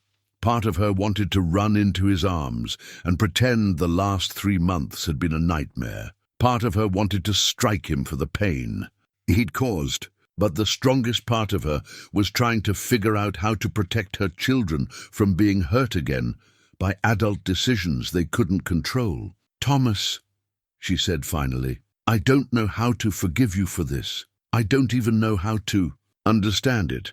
But right now we have more immediate problems to solve." Thomas straightened, accepting her words with visible pain, but also with relief that she was willing to focus on practical matters. "The prospectors aren't random claim jumpers," he said. "They're working for the same people who killed the man you buried in my place. They figured out this valley was my intended refuge, and they're here to search for the evidence I gathered against their illegal operations." "What evidence?" Cain asked. Thomas moved to a corner of the barn and lifted a loose floorboard, revealing a hiding place containing documents, photographs, and what appeared to be official correspondence. Everything needed to shut down their mining operations and put their leaders in prison, including proof that they'd been bribing territorial officials and killing anyone who threatened to expose them. Margaret looked at the papers that had cost her family so much pain, that had turned her life upside down and threatened her children's safety. "Is it worth it?" she asked quietly. "All of this, the deception, the danger, the months of grief, was it worth it for some documents?" Thomas met her eyes directly. "I thought it was. I believed that eliminating this threat permanently was the only way to ensure our family's long-term safety. Now I'm not so sure I made the right choices." The sound of horses approaching interrupted their conversation. Through the barn window, they could see riders emerging from the tree line. At least 8 men, heavily armed and moving with the confidence of people who believed they held all the advantages. "They're here," Cain said grimly, checking his rifle. Thomas, whatever mistakes you've made, we need to work together now. Can you fight? Thomas picked up a rifle from the corner where he'd apparently been keeping it ready. I can fight. The question is whether Margaret and the children should be part of this, or whether we should try to get them out through the southern pass. Margaret looked at her children, who were clinging to each other with the frightened expressions of young people who'd experienced too much adult turmoil in too short a time. Then she looked at the two men who were asking her to make an impossible choice: fight for the ranch Thomas had built and risk losing everything again, or run and spend the rest of their lives wondering if they were still being hunted. We fight, she said firmly. This is our home. Papa built it for us, and we're not giving it up to anyone. As they prepared to defend their hidden valley against overwhelming odds, Margaret realized that Thomas's resurrection had changed everything, and nothing. The ranch was still their refuge, the danger was still real, and her family was still worth fighting for. But the man she'd thought she'd lost forever was no longer the same person who'd left Pine Ridge on his final, fatal mission. And she was no longer the grieving widow who'd laughed bitterly at a dollar bill inheritance. Whatever happened in the next few hours, Margaret knew that their family would never be the same again. The question was whether they could build something new from the ashes of what Thomas's deception had destroyed. The approaching riders gave them no time to process the emotional upheaval of Thomas's return. Within minutes, they were forced into the practical necessities of defense, moving with the efficiency of people who understood that survival depended on putting personal feelings aside. Thomas led them to a section of the barn Margaret had never noticed, a false wall that concealed an impressive armory of rifles, pistols, and ammunition, along with what appeared to be military-grade equipment for defending fixed positions. You've been preparing for war, Cain observed, examining the weapons with professional appreciation. I've been preparing for exactly this situation, Thomas corrected. The valley's natural defenses are good, but they needed to be augmented, with proper firepower and strategic positioning. As Thomas distributed weapons and explained his defensive plan, Margaret found herself watching him with new eyes. This wasn't the gentle storyteller who'd carved wooden blocks for Samuel or read bedtime tales to Emma. This was a hardened man who'd spent months planning for violence, who'd calculated how many enemies he could kill from each position, who spoke about tactical advantages with the casual expertise of someone accustomed to deadly conflict. The main approach is through the canyon we used, Thomas explained, spreading a detailed map on the barn floor. They'll have to come single file through that passage, which gives us advantages if we position ourselves correctly on the rim. But there are two other routes they might know about: the northern pass, where the prospectors have been working, and a southern route that's harder but not impossible for experienced mountain men. Cain studied the map with growing concern. 8 men that we can see, but probably more in reserve. They're not planning a quick raid. This is a coordinated assault designed to overwhelm our defenses. What about the children? Margaret asked, the practical mother in her cutting through the tactical discussion. Emma and Samuel can't be part of a gun battle. Thomas pointed to a section of the ranch house foundation. There's a root cellar with a hidden entrance, stocked with supplies, and equipped with a secret exit that leads to the creek bed. They'll be safe there. And if we're overrun, they can escape through the underground passage. The existence of yet another secret Thomas had prepared without telling her felt like another small betrayal. But Margaret pushed aside her hurt feelings to focus on immediate necessities. Emma and Samuel needed to be protected, whatever the cost to adult relationships, but Emma, who'd been listening to the adults' planning with the intense attention of someone determined not to be left out of important decisions, had other ideas. I can shoot, she said firmly. Papa taught me last summer, and I've been practicing with the rifle Sheriff Cain gave me. I'm not hiding in a cellar while you fight for our home. Thomas looked at his daughter with a mixture of pride and pain. Emma, you're 12 years old. I'm 12 years old, and this is my home too, Emma interrupted, with the fierce determination Margaret recognized as her own. I'm not letting bad men take it away from us again. The discussion was interrupted by the sound of a single horse approaching under a white flag of truce. Through the barn window, they could see a lone rider moving slowly toward the ranch house, his hands visible and empty of weapons. "Brett Brennan," Thomas said grimly, recognizing the man immediately. "The leader of the gang that's been hunting my family." Cain raised his rifle, but Thomas stopped him.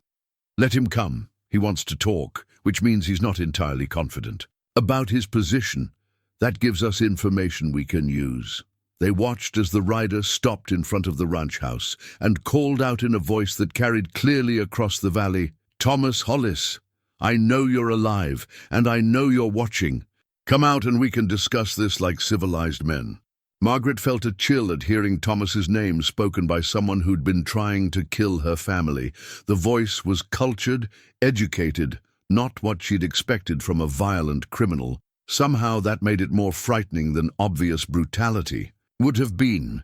He's not what I expected," she said quietly. Thomas nodded grimly.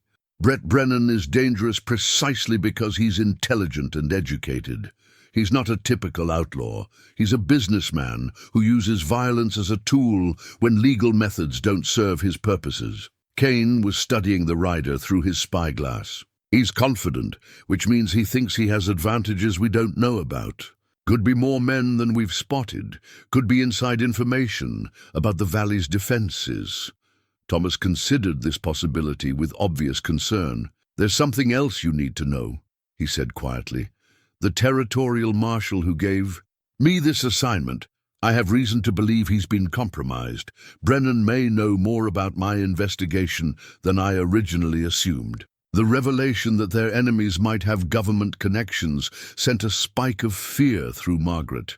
If they couldn't trust the territorial authorities, then victory in this battle might not end their troubles.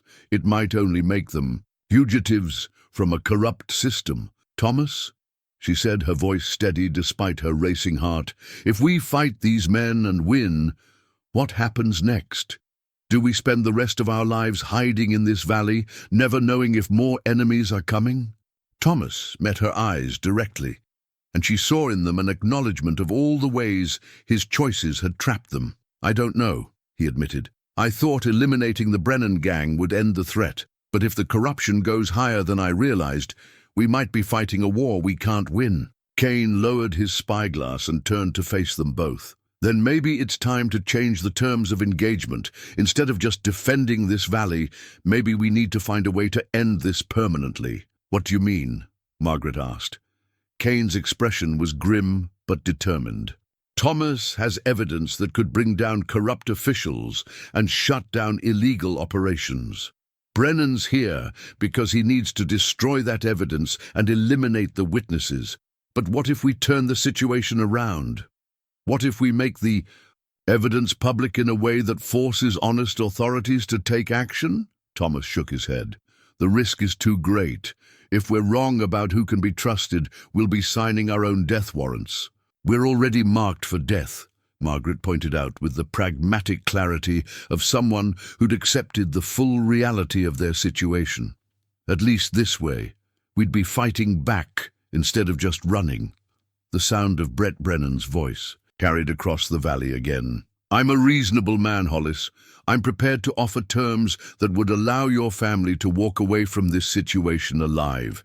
But my patience isn't unlimited." Thomas looked at Margaret, and she saw in his eyes a question that went beyond immediate tactics. He was asking whether she trusted him enough to follow his lead one more time, whether his betrayal had destroyed her faith in his judgment permanently. Margaret thought about the children hiding in the ranch house, about the life Thomas had built for them in this hidden valley, about the months of grief and struggle his deception had cost them. She thought about Cain's steady presence and growing importance to their family, about the impossible choice between past love and future happiness. But most of all, she thought about the fact that whatever Thomas's mistakes, whatever pain his choices had caused, he'd built this place as a refuge for the people he loved. Now it was time to find out whether it would serve as their fortress or their tomb. "We fight," she said quietly. "But we fight smart. If there's a way to end this that doesn't require us to spend our lives looking over our shoulders, we take it." Thomas nodded, accepting her conditional trust with visible relief. Cain checked his weapons one more time, his expression settling into the focused calm of someone preparing for battle. Outside, Brett Brennan's voice took on a harder edge. "I'm going to count to 60, Hollis. If you haven't shown yourself by then my men are going to assume you're not interested in reasonable discussion." Margaret looked around the barn that had become their command center, at the weapons Thomas had stockpiled, at the maps and plans that represented months of careful preparation. Everything her husband had done, the secrets, the deception, even the fake death, had been leading to this moment. Now they would find out whether love could triumph over betrayal, whether careful planning could overcome overwhelming odds, and whether a family torn apart by secrets could come together to defend the life one man's dreams had made possible. As Brett Brennan began his countdown, Margaret realized she was no longer the desperate widow who'd laughed bitterly at a dollar bill inheritance. She was a woman with everything worth fighting for, surrounded by people who would risk their lives to protect what Thomas's vision had created. The Hidden Valley had given them more than a home. It had given them a chance to prove that some things were worth any sacrifice, any risk, any cost. In the next few minutes, they would discover whether Thomas's final gamble would save his family or destroy them all. The countdown reached 0, and Brett Brennan's voice carried a note of cold finality. "So be it, Hollis. You've made your choice." Me? First shots came from the canyon entrance, muzzle flashes bright against the shadows as Brennan's men attempted to force their way through the narrow passage. But Thomas's defensive preparations proved their worth immediately. The attackers found themselves funneled into a killing ground where Cain's rifle spoke with deadly accuracy from a concealed position on the canyon rim. 2 men fell in the first exchange, but the others pressed forward with the determination of professionals who understood the risks of their trade. Margaret, positioned in the ranch house with a clear field of fire across the valley's central meadow, watched the battle unfold with a mixture of terror and fierce protectiveness. "They're through the canyon," Thomas called from his position, near the barn. "Cain, can you see the northern approach?" Cain's rifle cracked again before he answered. 3 men coming down from the mining camp. They know the terrain, probably been scouting it for weeks. Emma appeared beside Margaret at the ranch house window, carrying the rifle Cain had taught her to use. "Mama, there's movement by the creek. Samuel's in the root cellar, but I can see men trying to flank us from the south." Margaret felt a surge of pride in her daughter's calm competence, mixed with heartbreak that a 12-year-old should have to be part of such violence. But there was no time for regret. The southern flanking movement Emma had spotted represented their most serious threat. "Thomas!" Margaret called. "They're at the creek." Thomas abandoned his position at the barn and sprinted toward the ranch house, but he was caught in the open when the flanking party opened fire. Margaret watched in horror as her husband stumbled and went down, blood spreading across his shirt from a wound in his shoulder. Without thinking, Margaret burst from the ranch house, her rifle blazing as she laid down covering fire that allowed Thomas to crawl behind the stone well that stood in the ranch yard. Emma followed her mother, adding her own shots to the barrage that drove the attackers back into the creek bed. "Are you hit bad?" Margaret called to Thomas. "I'll live," he replied through gritted teeth, "but I can't use my rifle arm effectively." Cain had left his position on the canyon rim and was working his way toward the creek, using the barn and outbuildings for cover. Margaret could see him moving with the fluid efficiency of someone with military training, his rifle accounting for at least 1 more attacker before he reached Thomas's position. "How many left?" Emma asked, reloading her rifle with the practiced movements Thomas had taught her during those innocent summer afternoons that now seemed like lifetime ago. Margaret counted muzzle flashes and tried to calculate how many enemies remained active. At least 4, maybe more. They're regrouping for another assault. The lull in gunfire gave them a moment to assess their situation. Thomas was wounded but not critically. Cain was unharmed but running low on ammunition, and Margaret and Emma were holding defensive positions that commanded good fields of fire but would be vulnerable if the attackers managed to coordinate there. "Next assault properly.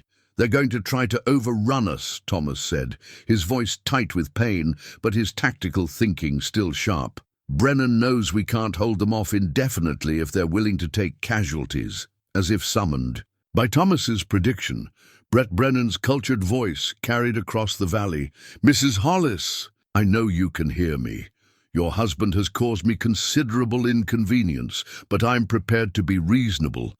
Send out the documents he stole, and I'll allow you and your children to leave unharmed." Margaret felt a flash of cold anger at the man's assumption that she would sacrifice Thomas to save herself and the children, but she also recognized the tactical opportunity his offer represented. "Keep them talking," Cain called softly from his position near the well.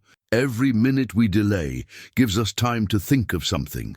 Margaret raised her voice to carry across the valley. "Mr. Brennan, if I give you what you want, what guarantee do I have that you'll keep your word? You have the word of a gentleman. Madam, I take no pleasure in violence against women and children, but I will do what's necessary to protect my business interests." Thomas struggled to sit up straighter against the well, his face pale from blood loss, but his eyes sharp with sudden understanding. "Margaret," he whispered urgently, "the documents in the barn, they're not the only copies. I sent duplicates to a newspaper editor in Denver before I came here. If anything happens to us, they'll be published anyway." Margaret stared at her husband, realizing he was offering her the key to ending the threat permanently. If Brennan knew the documents would be made public regardless of what happened in this valley, he'd have no reason to continue pursuing them. But using that information would require her to trust Thomas completely, to bet all their lives on his word when he'd already proven capable of devastating deceptions. Cain had overheard Thomas's whispered revelation, and his expression showed the same recognition of its implications. "If that's true," he said quietly, "we can turn this around. But are you sure about the newspaper editor?" Thomas met Margaret's eyes directly. "I swear on our children's lives. The Denver Post has sealed copies of everything, with instructions to publish if I don't check in regularly. Brennan's already lost, he just doesn't know it yet." Margaret looked at her daughter, who was listening to the adult's conversation with the intense attention of someone whose life depended on understanding every word. Emma nodded slightly, as if giving her mother permission to make whatever choice would keep their family together. "Mr. Brennan," Margaret called out, her voice carrying clearly across the valley, "I'm afraid you've wasted your time and your men's lives. The documents you're looking for have already been sent to the Denver Post, with instructions for publication. Killing us won't change that." The silence that followed her declaration stretched long enough that Margaret began to wonder if Brennan was calling her bluff. Then his voice came back, noticeably less confident than before. "You're lying, am I? Thomas has been planning this operation for months. Did you really think he wouldn't have contingencies in place? The story of your illegal mining operations, your bribery of territorial officials, and your murder of government investigators will be front-page news whether we live or die." Margaret could hear urgent conversation among the attackers, though she couldn't make out the specific words. Then Brennan's voice returned, carrying a note of cold fury. "If that's true, then you've all signed your own death warrants. If I'm going to hang anyway, I have nothing to lose by making sure none of you live to testify against me." The renewed gunfire came with desperate intensity, as men who now had nothing to lose pressed their attack with suicidal determination. Margaret and Emma found themselves fighting for their lives from the ranch house windows, while Thomas and Cain held the defensive line around the well with ammunition running dangerously low. But Margaret had achieved something crucial with her revelation. She'd turned the battle from a fight over documents into a fight for survival, and that was a battle her family knew how to win. They'd been fighting for survival in one form or another since Thomas had first faked his death, and they'd learned that love could overcome impossible odds when people were willing to sacrifice everything for each other. As the attack reached its crescendo, Margaret realized she was no longer the grieving widow who'd accepted a dollar bill with bitter laughter. She was a woman who'd found her strength in defending what mattered most, surrounded by people who would die before they'd let evil triumph over the life one man's dreams had made possible. The desperate assault came in waves, with Brennan's remaining. Men throwing themselves against the ranch's defenses with the fury of cornered animals. Margaret and Emma maintained steady fire from the house, while Thomas, despite his wounded shoulder, managed to reload Cain's rifle when the sheriff's position became untenable. But it was Cain himself who turned the tide of the battle. Moving with the fluid grace of someone whose military training had become second nature, he worked his way around the attacker's flank while they focused their assault on the main defensive positions. Margaret watched him disappear into the creek. Abed then reappear behind the enemy line with devastating effect. 2 more attackers fell to Cain's rifle before the others realized their position had been compromised. In the confusion that followed, Thomas managed to reach a better defensive position despite his injury, and Margaret saw her chance to end the fight decisively. Brett Brennan himself had taken position behind a fallen log near the creek, directing his men's assault while staying relatively safe from return fire. But his position also made him vulnerable to someone approaching from the ranch house, and Margaret realized she had a clear shot at the man who'd brought violence to their sanctuary. "Emma, keep shooting at the men by the barn," she whispered to her daughter. "I'm going to end this." Margaret slipped out of the house through the back door, working her way around the vegetable garden Thomas had planted for their future together. The irony wasn't lost on her.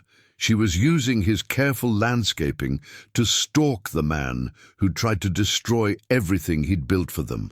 Brennan was so focused on directing his remaining men that he didn't notice Margaret's approach until she was close enough to speak in a normal voice. "Mr. Brennan." He spun around, going for his pistol, but stopped when he saw Margaret's rifle pointed steadily at his chest.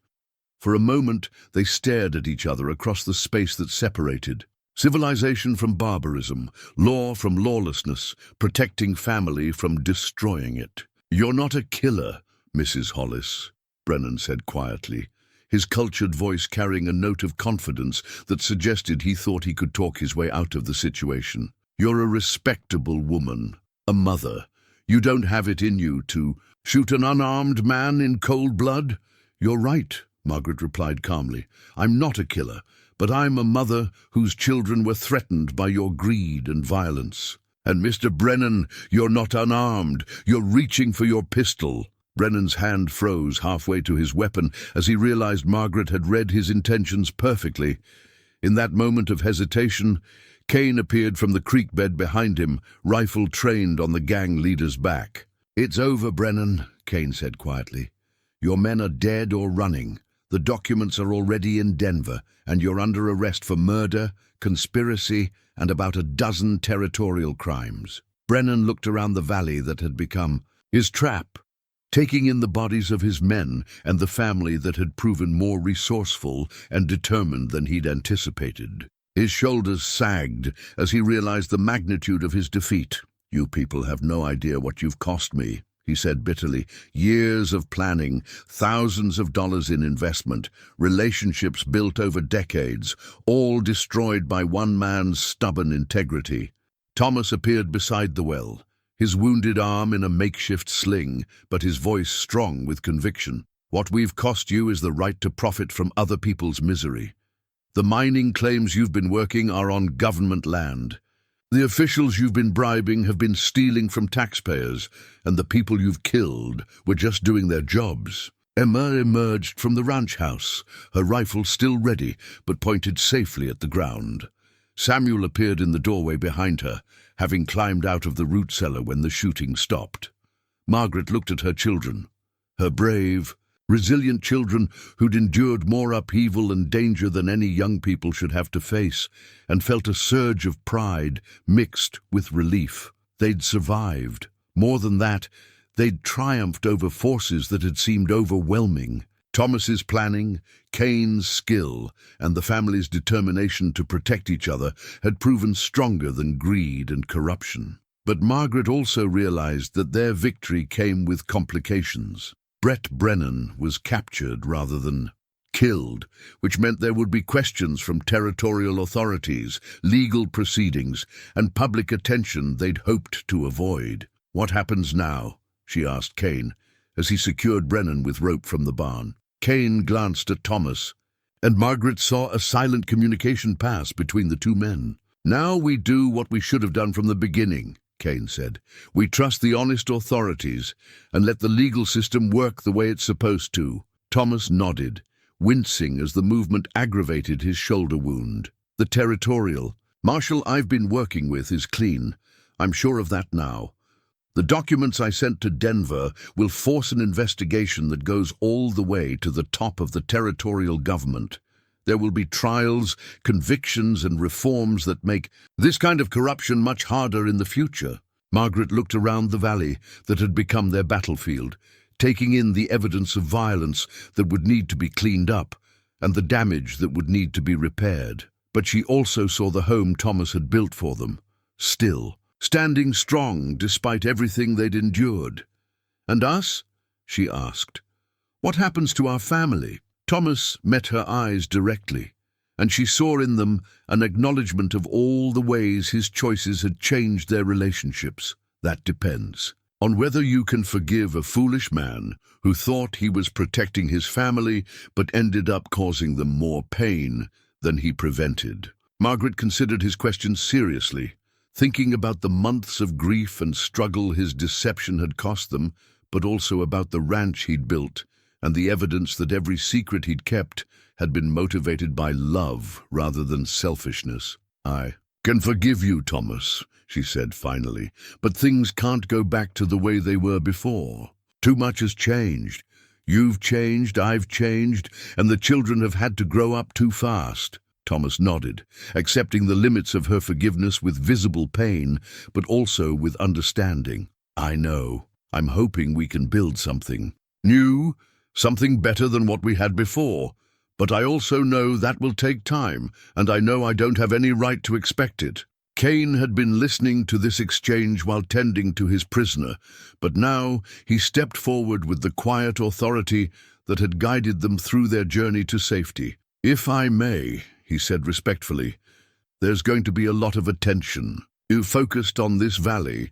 Once word gets out about what happened here, federal marshals, newspaper reporters, maybe even politicians from back east who want to be associated with a successful anti-corruption campaign.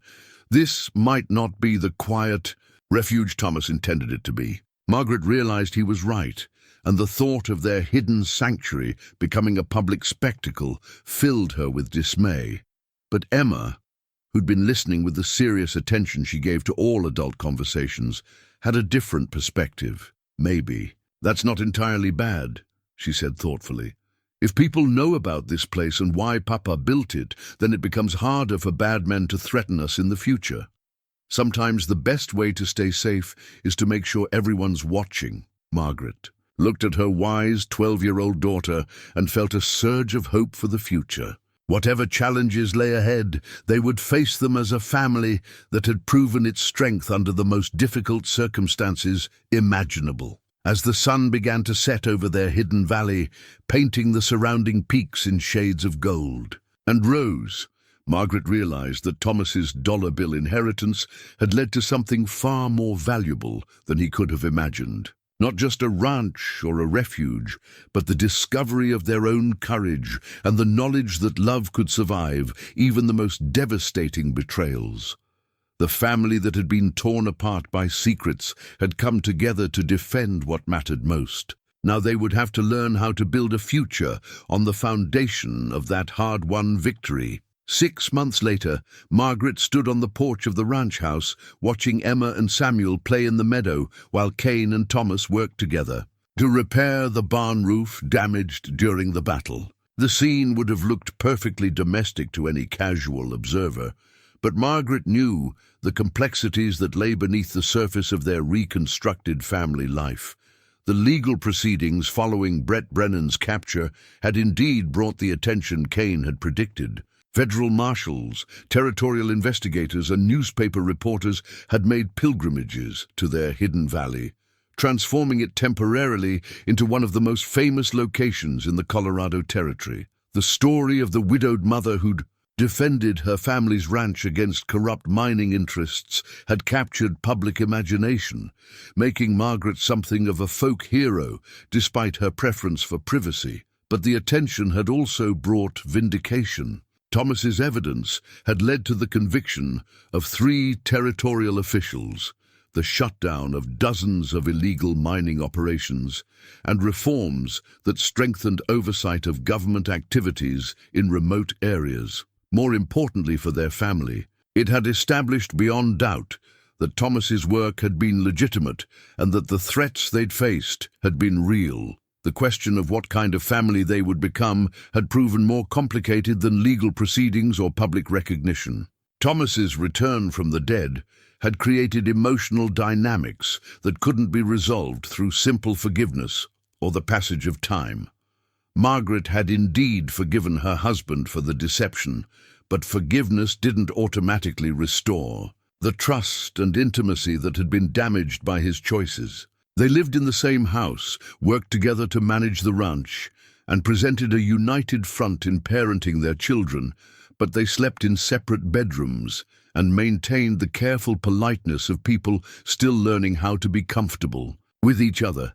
Cain had stayed, ostensibly to help with ranch operations and to serve as the territorial marshal's representative in the area. But Margaret knew his real reason was his reluctance to abandon the family he'd come to love. The children adored him, and Margaret had come to depend on his steady presence more than she cared to admit, even to herself. The situation might have been unbearably awkward, except for the fact that all 3 adults genuinely cared for each other and were committed to putting the children's welfare above their own emotional complications. Thomas and Cain had developed a friendship based on mutual respect and shared commitment to the family's security, while Margaret found herself in the unprecedented position of being courted by 2 good men who were willing to wait for her to decide what kind of future she wanted.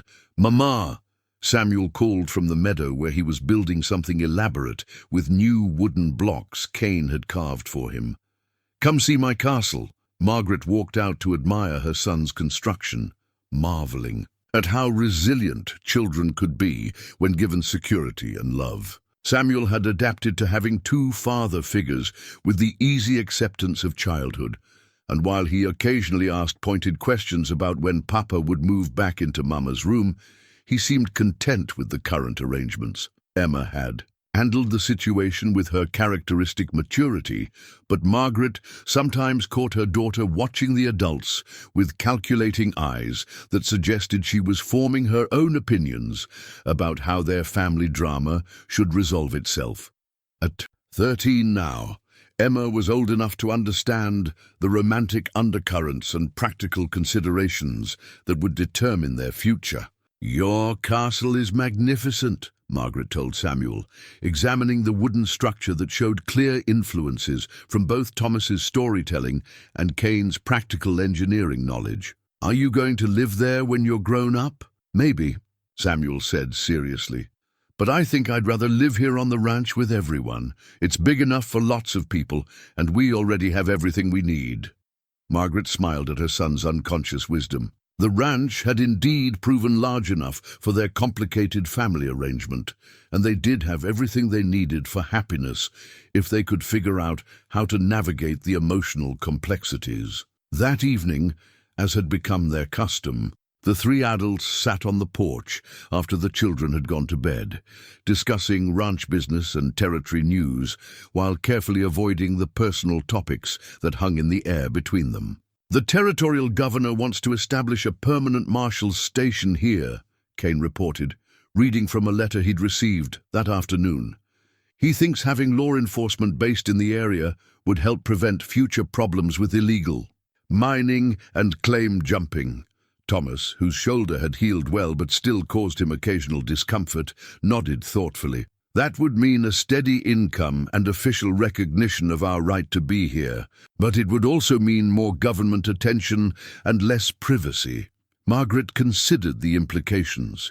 A marshal station would provide security and legitimacy, but it would also mean their hidden valley could never again be the private refuge. Thomas had originally envisioned.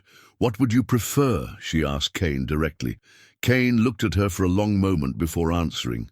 "I'd prefer whatever gives me the best chance of staying here with you and the children, whether that's as a territorial marshal or just as someone who helps work the ranch." The honest admission hung in the evening air, and Margaret felt her heart skip in a way that had nothing to do with fear and everything to do with the possibility of happiness she'd thought was lost forever. Thomas cleared his throat gently. "Margaret, there's something I need to say, and I should have said it months ago.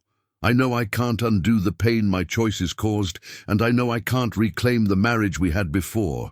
But I also know that what you and Amos have built together is real and good, and I won't stand in the way of your happiness." Margaret stared at her husband, surprised by his words, despite the months they'd all spent dancing around the obvious emotional realities of their situation. "What are you saying, Thomas?" "I'm saying that I'll always love you, and I'll always be grateful for the years we had together, and for the children we raised. But I'm also saying that I forfeited my claim to your heart when I chose to let you believe I was dead. Amos earned his place in this family by being here when you needed him most, and he deserves the chance to build a real future with you." Cain had gone very still, and Margaret could see the tension in his shoulders as he waited for her response to Thomas's unexpected generosity. "And you?" she asked Thomas gently. "What kind of future do you want?"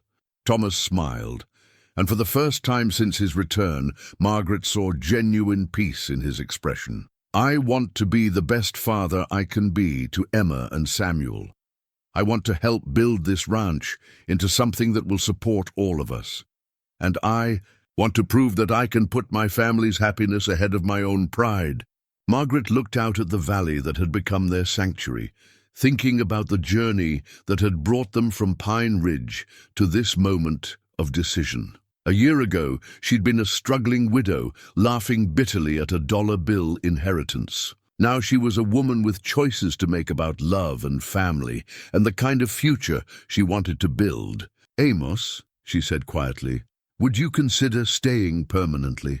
Not just as someone who helps with the ranch, but as my husband and the children's stepfather?" Cain's smile was radiant in the gathering dusk. "Margaret, there's nothing I want more in this world." As they began making practical plans for a future that included marriage, territorial marshal duties, and the continued management of their Hidden Valley ranch, Margaret reflected on the strange turns life could take. Thomas's deception had cost them all tremendous pain, but it had also led them to discoveries about their own strength and capacity for love that might never have emerged under ordinary circumstances. Emma appeared in the doorway, supposedly on her way to bed, but obviously having overheard enough of the conversation to understand its import. "Does this mean Sheriff Cain is going to marry Mama?" she asked, with the directness of someone who preferred clear answers to adult circumlocution. "If she'll have me," Cain replied solemnly. Emma considered this development with serious attention. Before delivering her verdict, "Good. Samuel and I were starting to worry you weren't smart enough to figure it out on your own." Margaret laughed, the sound carrying across the valley like a promise of happiness to come. As she looked around at her family, complex, complicated, and cobbled together from the wreckage of secrets and betrayals, she realized that Thomas's dollar bill inheritance had led to something far more valuable than gold or land or even security. It had led them to the discovery that love could take many forms, that families could be rebuilt from the most unlikely materials, and that sometimes the greatest treasures were hidden in the most unexpected places. The ranch Thomas had built as a refuge had become something more, a home where second chances were possible, where forgiveness could coexist with new beginnings, and where the future could be built on the foundation of hard-won wisdom about what truly mattered. As the stars emerged over their hidden valley, Margaret felt the weight of uncertainty lifting from her shoulders for the first time since that distant day when a lawyer had handed her a crumpled dollar bill, and she'd laughed at what seemed like her husband's final joke. Thomas's last gift hadn't been the ranch or the gold or even the security he'd tried to provide. His greatest gift had been the journey that led them all to understand that love was stronger than deception, that families could survive any betrayal, and that sometimes losing everything was the only way to discover what was truly worth keeping. Some dollar bill still rested in Margaret's jewelry box, carefully preserved as a reminder of how the most worthless-seeming things could hold the greatest value. But its real treasure had never been the coded directions to a hidden ranch.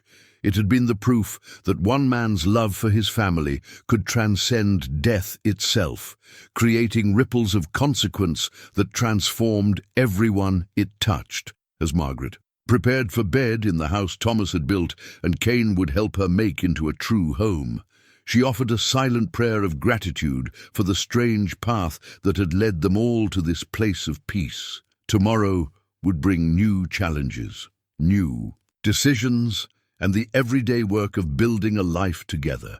But tonight, she was content to rest in the knowledge that their family had not only survived its trials, but had emerged stronger, wiser, and more loving than they had ever been before. The hidden valley held them all safely in its embrace, just as Thomas had planned, but the real sanctuary they'd found was in each other, in the bonds forged through shared danger, mutual sacrifice, and the daily choice to put love ahead of pride, forgiveness ahead of resentment, and hope ahead of fear.